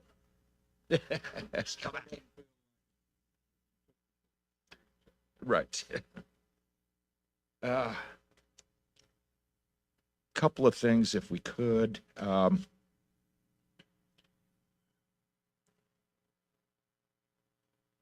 Commissioner Williams brought up about looking again at speed limits. I'd like, once again, if we could give this direction to Public Works Director for the Streets and Trails Commission to get a little deeper into this and use some of this information, whether it's your commission, Chad, so if you want to have an ad hoc committee or whatever to, let's give this some serious thought. We need to reduce speed in this town. We need to reduce, if possible, some of the large cut-through truck traffic. I think we got to get back to that reputation that we used to have years ago where just don't speed in Norco and leave it at that. So I don't know if we need a motion or just a direction, but I'd like Streets and Trails Commission to start looking at this. Yeah, I think if that's the consensus of the council, then we can do that. Okay. Then, I don't know if you guys got copied on this. The precursor, Chad, this next Monday at Nellie Weaver Hall or the Hall, we're going to have the waste management discussion. But it was just some information. I don't know if you got copies of this diversion report. It's one thing when Chad, Robin, and I spent a lot of time when we were working on the trash hauling contract, something that we looked at. I've had a few residents call me also about putting manure in the green carts, and other cities do this, and there's just a whole bunch of real experts out there. And so I just wanted to share this with you. This is last year's full. In green waste, we recycled or diverted 525 tons of green waste through the whole year. If you want to understand the magnitude of putting your manure in green cans now, last year we diverted 18,221 tons of manure. So Chad's going to address this on Monday evening, but I didn't know if you wanted to just throw something out there about disposal rates, or do you want to defer to Monday? Okay. So, but I thought it'd be interesting to know the magnitude of what our ponies produce. That's all I have right now, Mayor. Thank you. Catherine? No, just speaking of the updated fees for animal control, there's a lot of darling pets that need homes. There's a little cat that's been there for a while. Is JT still there? So go visit our animal shelter and get yourself a furry friend. Robin? Just wanted to take a minute to thank staff up at the event center for Horse Week, and also the hours and hours and hours and hours that the volunteers put in to make that event. It's something that's special for this community, something that not only is for our community, but we have people from all over the area come in, and I think it's just a great way that our community is highlighted. It's something that's special and unique, and it makes my heart happy. Like when you're at the chili cook-off or the beard contest or the quarter dip, like those are things that places don't do anymore. And I'm really proud of the work that the volunteers do to keep old traditions like that alive and offer events where literally the 3 and 4 and 5-year-olds can just be running around and be safe and have fun and have that feeling that we're a community. So thank you to staff that helped make that happen, and certainly to the Horse Week committee and volunteers. I'm gonna guess that's why Bonnie's a little bit wore down. She put in a lot of time and hours for a Horse Week. So again, thank you. It does not go unnoticed, the work that you guys put in. Tomorrow midday is the National Day of Prayer at St. Mel's. It's a non-denominational group being put together by RSO Chaplain Vincent Ball. So if you have a mind, we'll probably use some prayers. A bit of irony, the first event that I ever did with Robin was she took me out to the anaerobic plant out in Paris, and Greg built it. So when I read the comments on Facebook about what a terrible contract this is, I just think, okay. And then lastly, I'd like to close the meeting. Again, as you know, Norco is a very law enforcement friendly town, and I would like to close in honor of all those khaki and blue clad officers who are walking gauntlets as we speak. I don't care, not care what side, but putting their lives at risk, thousands across the nation.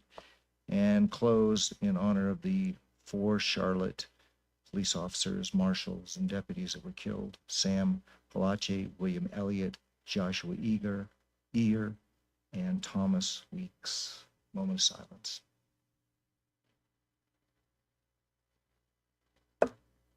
Have a good evening. Mayor, before I know.